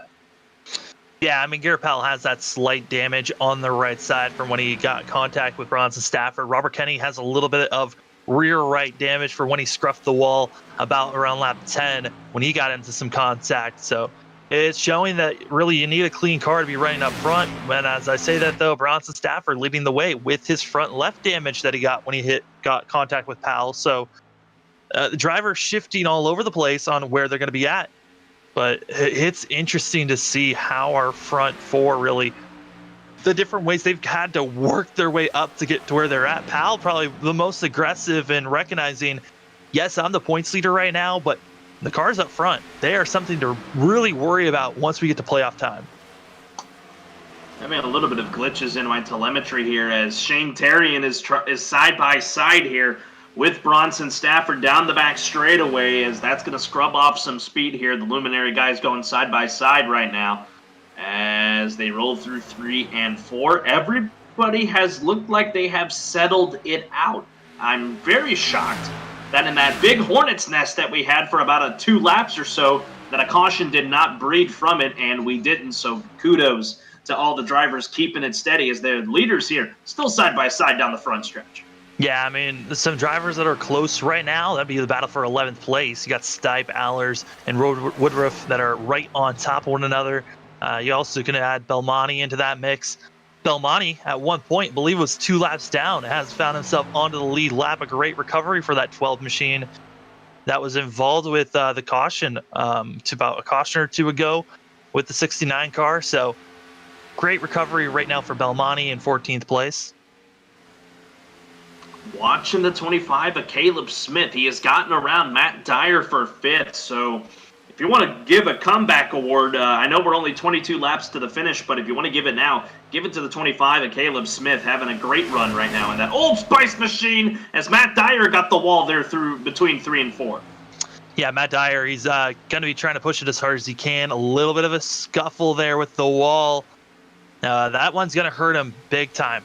I mean, right now he's already lost about 2/10 off his teammate, but utilizing the draft to keep him still close. But through these corners, that's when he's going to be losing a lot more time because of that damage, not going to be able to carry as much speed. And honestly, it could be tighten up this car a little bit more to where it's going to push him up closer and closer to that wall. Got to watch out for Philip Scott.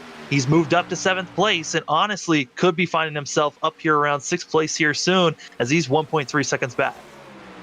And the lead changes hands again. The 61 of Stafford gets around the 83. I thought Terrian thought about doing the crossover, thinks better of it. That's allowed Robert Kenny to creep back closer to these guys, but the damage, as you mentioned, on the 34 hindering him right now aerodynamically as they hit the line. It'll be 20 laps to go in this race as here comes the 83 again to the inside of Stafford. The window is opened, and that's why Matt Dyer just pulled into the pits. The 2 machine first car making this pit stop under green, and I think this is a great call. Another car coming in, that's going to be Brandon King in that 89 machine. Be one of the first cars in, take as much fuel as possible, get back out there, know that you don't have to pit. Looking at tire-wise, Matt Dyer was one of those drivers that tried to stay out and not have to utilize all his tires. Question is, who is going to have another set to work with once we get to the end of this thing? You're still watching the battle for the lead here. You'll ride on board with the 34 of Robert Kenny, watching his 2 teammates duel it out here. That's allowed Garrett Powell to close the gap down to a 1.5 seconds here as they settle it out again, but here comes the 61 again down the front stretch here as Robert Kenny is now within 2/10 of his 2 teammates now down the front straightaway. 19 laps to go with lap 82 now on the board. Yeah, I'm interested to see because Garrett Powell looks like he is very quick coming to the end of these runs. With like the final 4 laps or so, he starts to really start running down Bronson Stafford the last time that we were green. So I'm wondering, can Garrett Powell run this group down? Yes, they are running hard, very hard. Wow. They're going down to the grass. And this is a thing, though, that like I know the Luminary guys. I talk to them regularly. This is a way that they've been racing for years. Shane Terry and Bronson Stafford, they're locked in. They know they can race as hard as they want against one another. And yes, they will be respectful at times, but sometimes they do stuff like that where they run each other into the grass that could honestly cost them greatly. More cars going to be in the pits. Mike Tellier, Justin Belmonte going to be in. Woodruff's going to be in as well. And a lot of other cars trying to file in as well as Philip Scott just got done with his pit stop. Going to be taking off. Matt Dyer, though, first car of all the drivers that have pitted so far, leading the way. Duran now in that 24 car. The 24 ducks into the pits. I'm keeping it on our 2 leaders here because I do want to make a point. You made a good point. First off, Stafford, he won at Michigan. Terrian, he won at Dover. Who's the guy on the team that hasn't won and is still in contention? The man that's sitting right there in 3rd. Could those guys, 1-2 right now, trying to get their buddy into the chase or into the playoffs with a win today here at Indy? More cars into the pits as Allers comes in as well as Hall. And Durand officially is now in his pit box and going to be taking service now, leaving us with the top 7 still needing to pit to make it to the end. And they'll look now, Philip Scott trying to unlap himself the hard way behind Robert Kenny there. We'll see if this 8 machine's going to have any space to get by these drivers. Or, I mean, this is always something to bring up. Lap traffic has sometimes, we've seen it here on the Flatout Racing Network, has cost some drivers some wins by accidentally getting in some incidences. We'll see how things go moving forward. Garrett Powell, though, that was running in 4th place into the pits. He's into the pits. As you see up there, Robert Kenny got really moved out of the way by the fresher tires of Philip Scott as he is the first car 1 lap down, trying to get around Terry in the hard way around the outside. Goes the 8 of Philip Scott as he will complete that pass with ease as Terrian still hasn't made a move. Robert Kenny, though, he makes the dive to the pit lane out of 3rd. I do want to say this. Garrett Powell did, when he came into this pits, he overshot it, had to back up, losing about a second, maybe even a half a second on that pit box. Robert Kenny coming in, Caleb Smith, as well as Stipe coming into the pits, and a lot of others as Daly almost ran right into Stipe, who was slowing down. As all these drivers coming into the pits, I'm looking at Matt Dyer. He was about fifth place when he came into the pits. He's all the way up to 7th and still waiting for more cars to pit. The only two he's waiting on now is Bronson Stafford and Shane Terry, and Dyer is on the same lap as the leaders right now. Garrett Powell is about 4 seconds behind him, and Philip Scott further behind him as well, because he is just ahead of our leaders here. How much longer is Stafford and Terry going to go as Dyer now officially settles into third, 42 seconds back? Yeah, Dyer now has passed Robert Kenny. This has been a huge net gain for this 2 machine that's just been gaining time on the drivers ahead of him. If this thing goes green, would Dyer be the one to watch out, possibly win this thing, as Kenny's going to be battling with Garrett Powell now? Looking back here, Garrett Powell gets around Robert Kenny. That's essentially the battle for second. The gap between Dyer and Powell is 4.2 seconds, something we're going to watch here, as Dyer is in a really good spot right now. The last thing that 2 wants to see is a yellow. Yeah, a yellow flag would cost him greatly. All this time that he's been gaining and keeping ahead of all the other drivers, it would be thrown away if a yellow flag comes out now. Meanwhile, Robert Kenny and Garrett Powell, they're still going at it. Here comes the 34 and the 87 here, battling for essentially second place. Kenny, as Powell was trying to run down Matt Dyer, both of them were trying to run down Matt Dyer. That's going to cost them some more time. Could it be? It could be some interesting things going on in the mind of the 34 of Robert Kenny, essentially right now sitting in the third spot, waiting for his teammates to come and pit. Yeah, Bronson Stafford and Shane Terrian actually just had almost an incident with some lap traffic of Mike Tellier and also King that were getting by both those drivers and able to get by cleanly past our leaders as the 3 and the 89 continue to battle back and forth for 8th place as they just got their laps back. The question is, when will we see the 61 and the 83 come in? Are they both coming in? Yes, they are, as they're both trying to woe it down, coming to speed here. And now we watch for the gap right now between Dyer and Robert Kenny. It's 3.6 seconds. Will this thing stay for Matt Dyer, or will a yellow come out? Because Dyer is now trying to run down Bronson Stafford and Shane Terrian.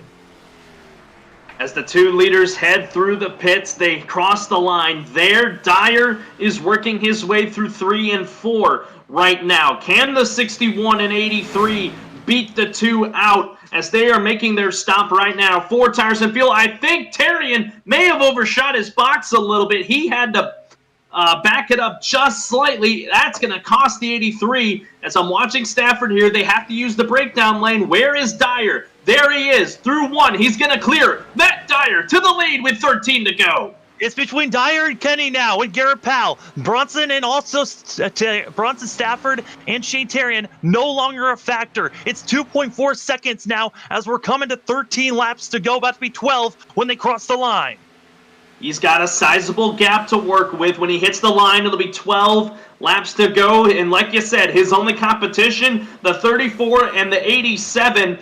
And then his other added competition, the lap traffic that sits in front of him. He's going to get around the 51 of Evan Coleman right there. He puts now a lap car between him and the 34. Let's look at the times here when he hits the line as he runs up on Derek Schilling. We'll look at officially what the times are going to look like at the stripe.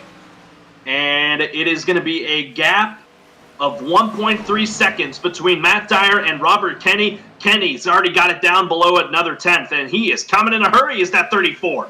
Yeah, he's already cut it down by over a second and a half. It's less than a second, almost less than a half a second. Robert Kenny, we talked about him being one of the luminary guys that needed a win. He was probably one of the drivers that was in a must-win scenario coming into this race if he wasn't going to have a lot of points. A win gets you into the playoffs, and Kenny, as he's right on the back bumper of the 2 machine, Matt Dyer, he's in a lot of trouble, and it's not looking good. Tires were so important here at the end of this race. Kenny's got the fresher ones.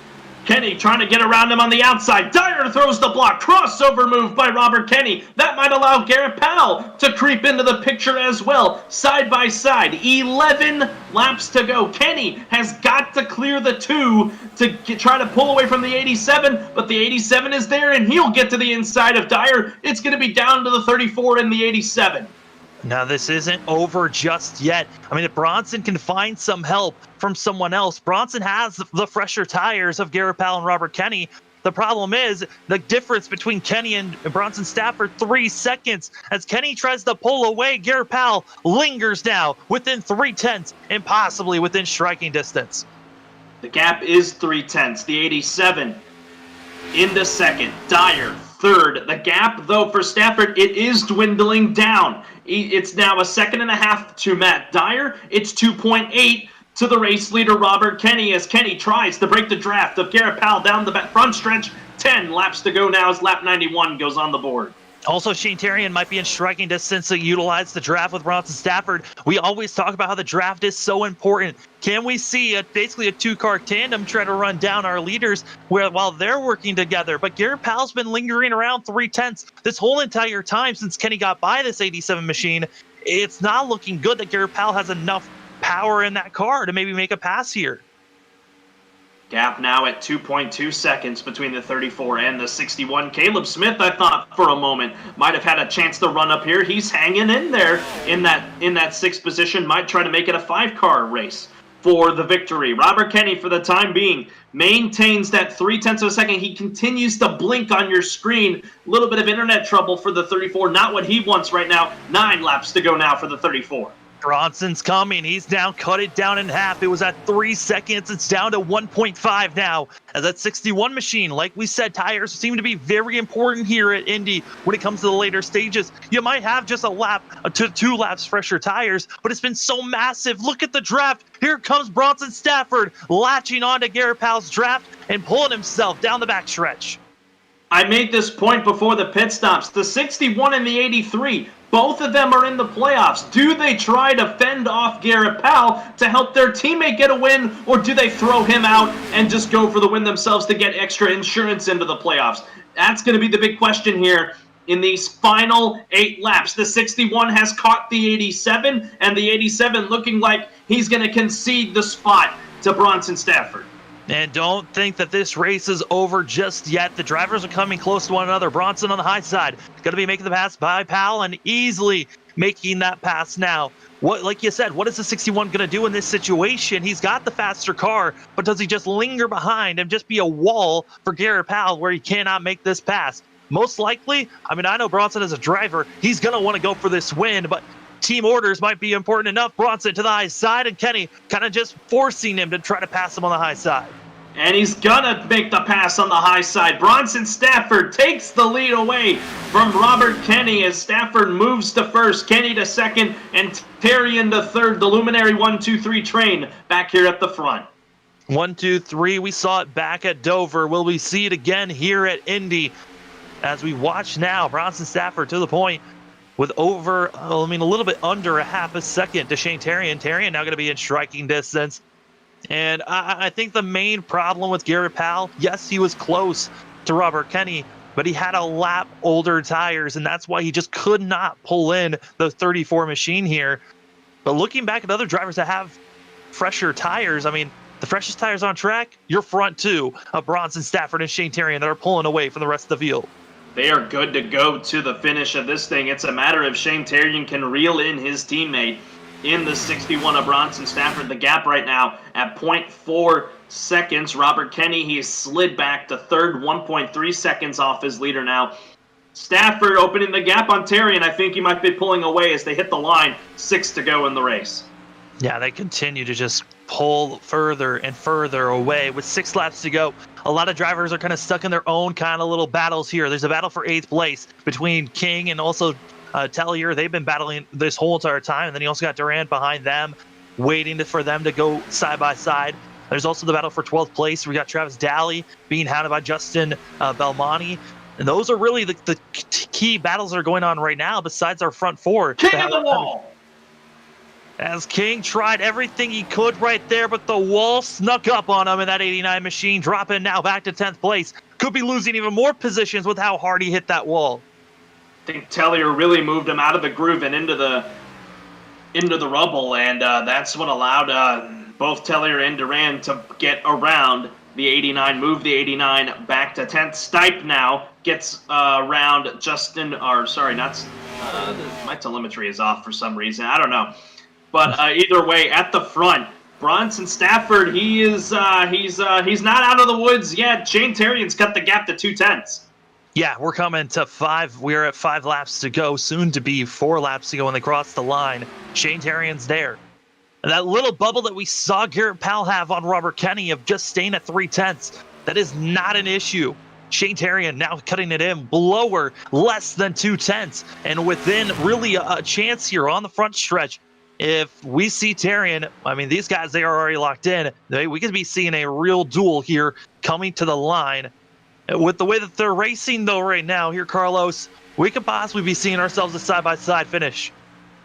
I think he's trying to time it. It's 4 laps to go. If you want to time it, you get him in 3. Going down the back, you try to get him going into turn number 3, and that might be the move that wins him. It's a matter of which line Terrian goes with. We've seen him pass on the outside and the inside, so what's he going to go with? As Mike Tellier blinks for a moment way further back, he hangs on in 9th for the time being. When does Terrian make the move, or is he just going to be content to ride behind his teammate here? Both teams, both drivers with 1 win. Like I said, Stafford getting it done at Michigan, Terrian getting it done at Dover. So what does Terrian decide to do with his teammate here? As they hit the line, it'll be 3 to go. I don't see them trying to wreck one another, but certainly they're going to be running each other very hard right now, trying to get to the end of this race. There's one lap car that these drivers are going to have to deal with right now, and that's going to be Evan Coleman that they were going to have to deal with in the 51 car. That's about a half a stretch in front of them. And then after that, you got Woodruff, who's going to be in front of our leaders, as they are still really hounding one another, not really giving it any space. But there's nothing really to worry about, as the driver behind them is 3.5 seconds back, which that's the battle between Robert Kenny. Here they go.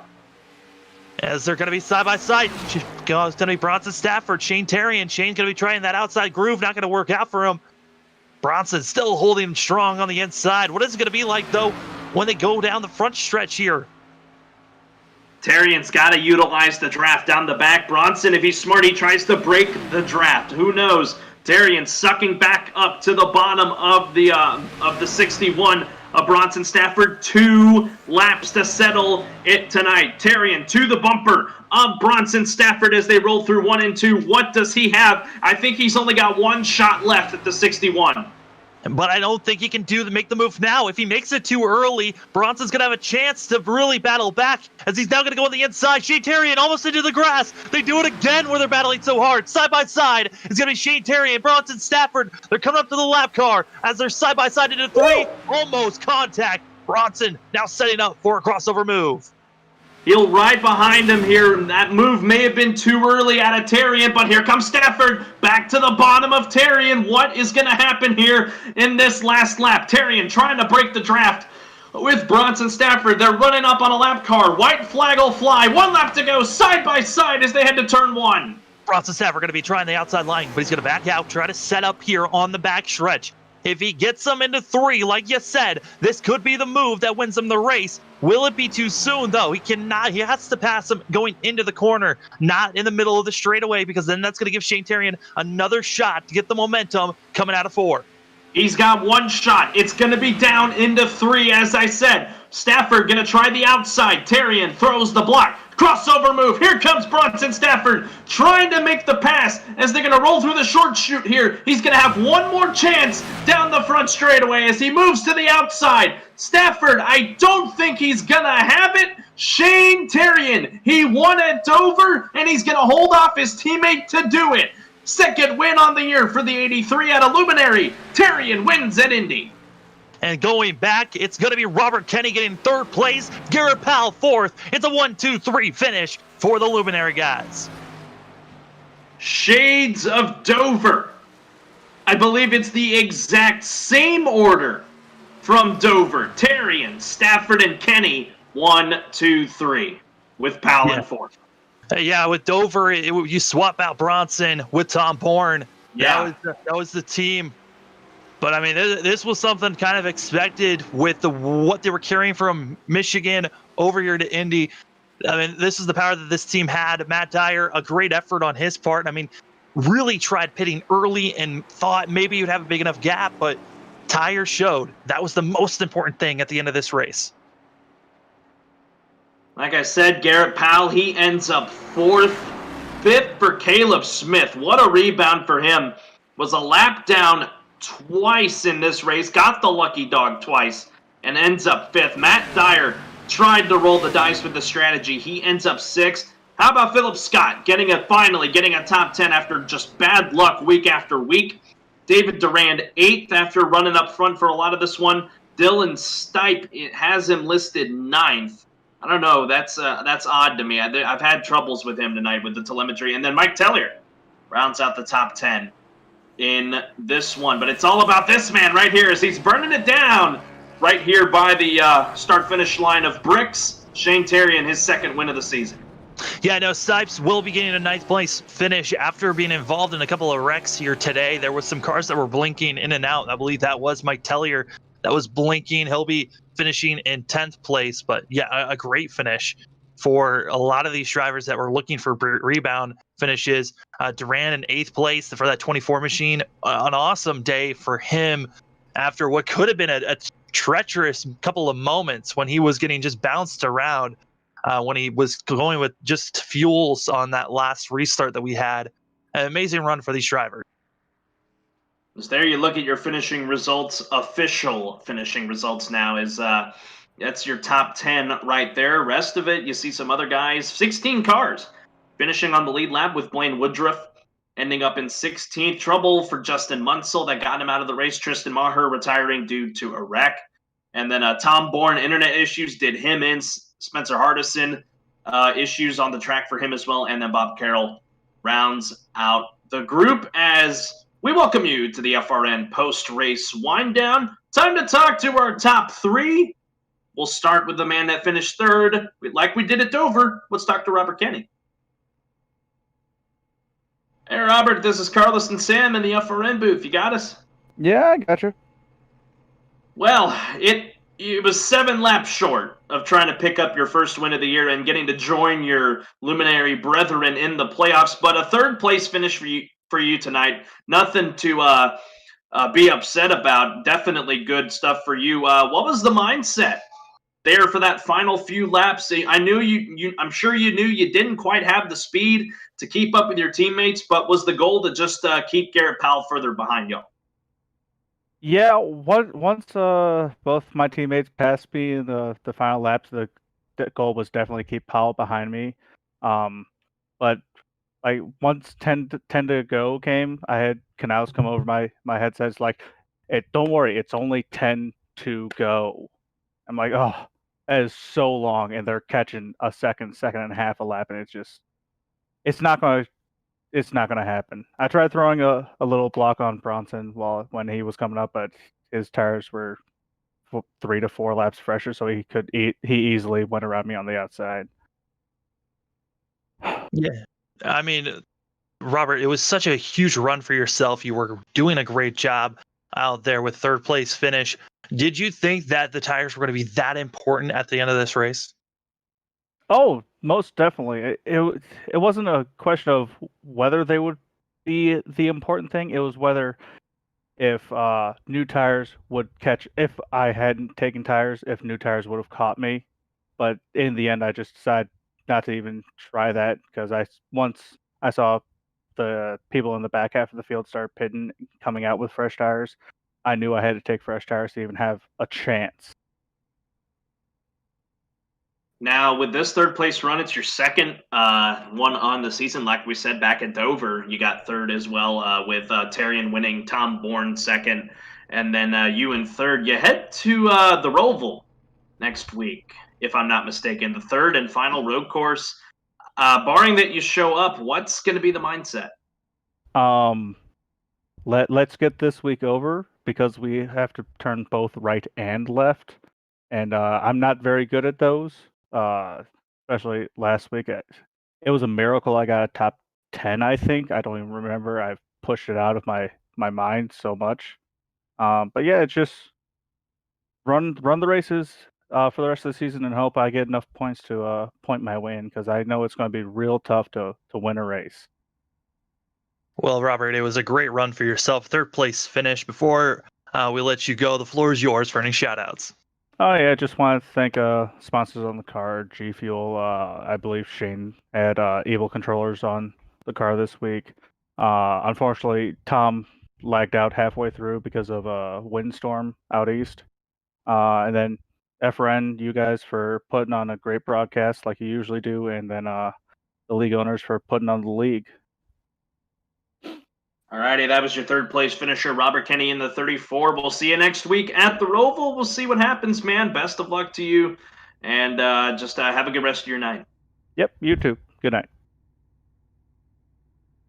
We'll now bring in our second place finisher, Bronson Stafford. Bronson, my goodness, man, it was quite a battle there with you and Shane. You were back and forth those final 5 laps, but you end up as the runner-up tonight. Just give me your thoughts.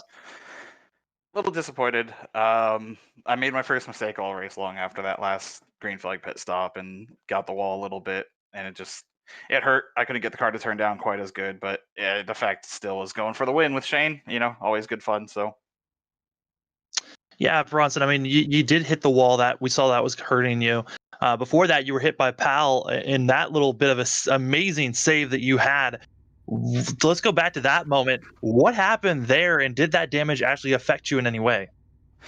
I guess he was talking about it. I guess he just got below me and he tapped the brake a little bit to try and get it to turn in, and it just kind of locked the tire, and he ended up going straight. I didn't actually get any damage from that, surprisingly, just kind of more, scuffed the tires up from it. But I mean, right before the caution, I was back inside of him going for a second spot, so the car was still fine and everything there. So got away with that one.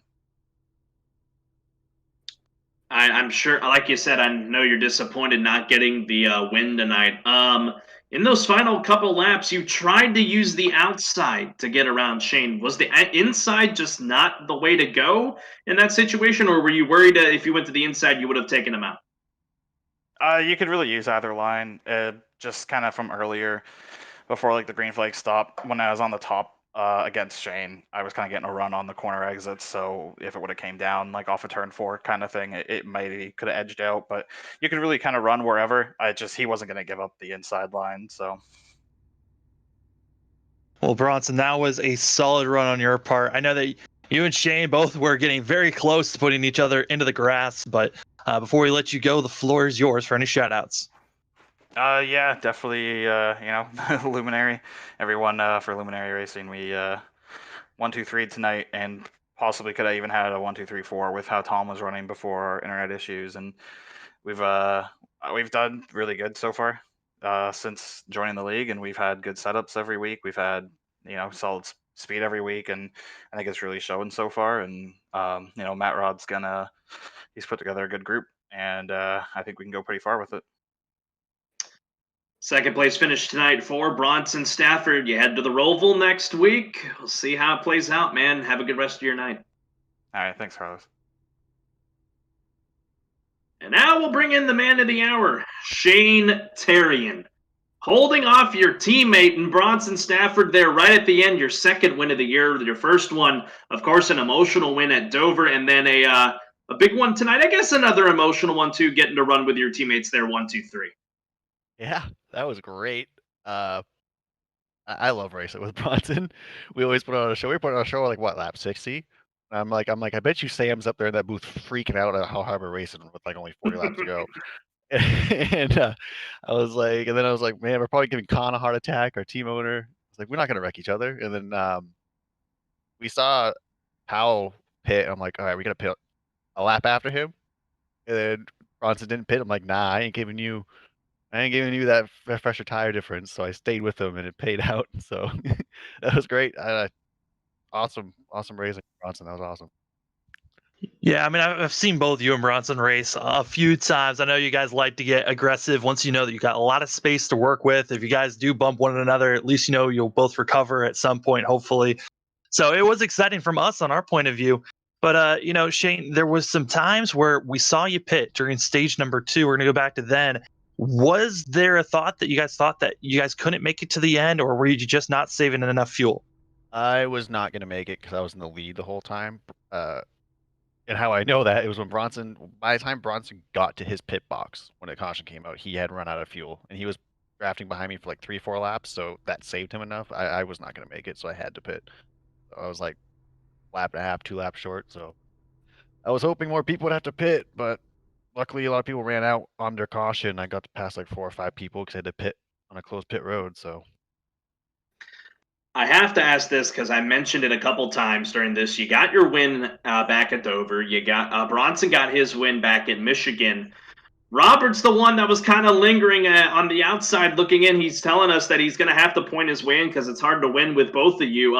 If he was on the same level with you guys in terms of speed and fuel and tires, would y'all have defended him and let him go for the win? honestly, I was joking with Bronson as we were side by side early after the second stage. I was like, "Come on, Kenny, get up here. I'm holding him off. We need you to get this win." But I think he had damage, and then he pitted early and overshot his pit box, so it hurt him. But he had the same setup as us. I don't know if the damage was hurting him, but if he would have came up there, I think he would have been way more cautious because he knows me and Bronson are aggressive. I don't know what he would have done. He probably would not have tried to pass us unless we were waiting for us to wreck. So I don't know. He definitely had the speed, but I don't think he would be aggressive enough to try and pass us. Yeah, there was some damage on that 34 machine, and it started early in this race and just kept on carrying on forward. Shane, it was an amazing race from our point of view, getting to watch you and Bronson battle it back and forth there for those final couple of laps. But before we let you go, the floor is yours for any shout outs. Yeah, I want to shout out teammates, Luminary team, my second win of the season, and it's a second 1-2-3 finish for the team. Bronson, Kenny, and then Tom. Unfortunately, he's having a storm right now where he's at, so he kept lagging out. He definitely had speed tonight too. Could have been a 1-2-3-4 for far as I know. But of course, you guys for broadcasting. The league for putting this on. This has been great, great racing. And then of course my sponsor, Evo Controllers. We got Cineplex and G Fuel and the Luminary guys, and then Con for not having a heart attack with us racing that hard. We'll have to check with Matt after the race to see if he's okay. Maybe got to get him an EKG after that one. But good run for you tonight. Best of luck to you at the Roval. I know it's our third and last road course on the season. We'll have to see what happens. Will it be another Garrett Powell show? We'll wait and see. But go celebrate your win tonight and have a good one, man. Thank you, guys.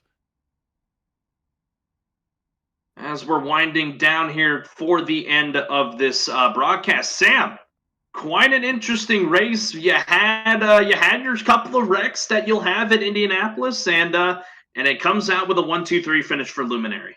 Yeah, a couple of those wrecks probably could have been avoidable wrecks, but besides that, overall, this race was incredible to watch. We stayed green for most of it, and it was great to watch. A great finish for these drivers. A lot of strategy being thrown out. For a second, we thought Matt Dyer could have been able to hold everyone off. Then Robert Kenny was up front with Powell, and then you just saw Bronson as well as Shane come up at the end, battling back and forth. But it was Shane Terrian that gets the win here at Indy.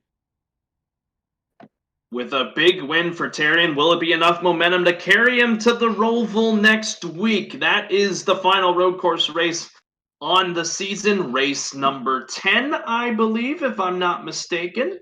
That it is race number 10. We've got a total of 6 races left in the regular season to figure out who's going to be making it into the playoffs. So there you have it. Roval next week, same time, same great channel, 8 o'clock Central, 9 o'clock Eastern, right here on the Flatout Racing Network. I'll be here with you guys. Might have Warren Keefe back in the booth. Not sure yet. If not, Sam will be with us as well. Sam, I believe you're back calling more Slipstream Formula One tomorrow, race number 13 on the season.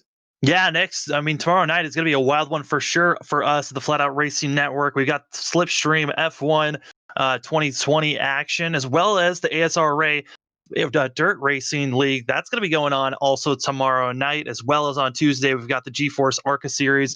They're going to be at Richmond. And then Wednesday, more playoff action for the SARC Super Speedway Series. It's going to be a lot of fun. We hope you join us here on Flatout Racing Network. And like we said, we'll be back here next week to bring the Roval to you guys. For Sam Dyer, I'm Carlos Zimmerman. Thanks so much for joining us tonight here at Indy. Once again, Shane Terrian, your winner here tonight at the Brickyard. Good night from Indianapolis. We'll see you in Charlotte next week.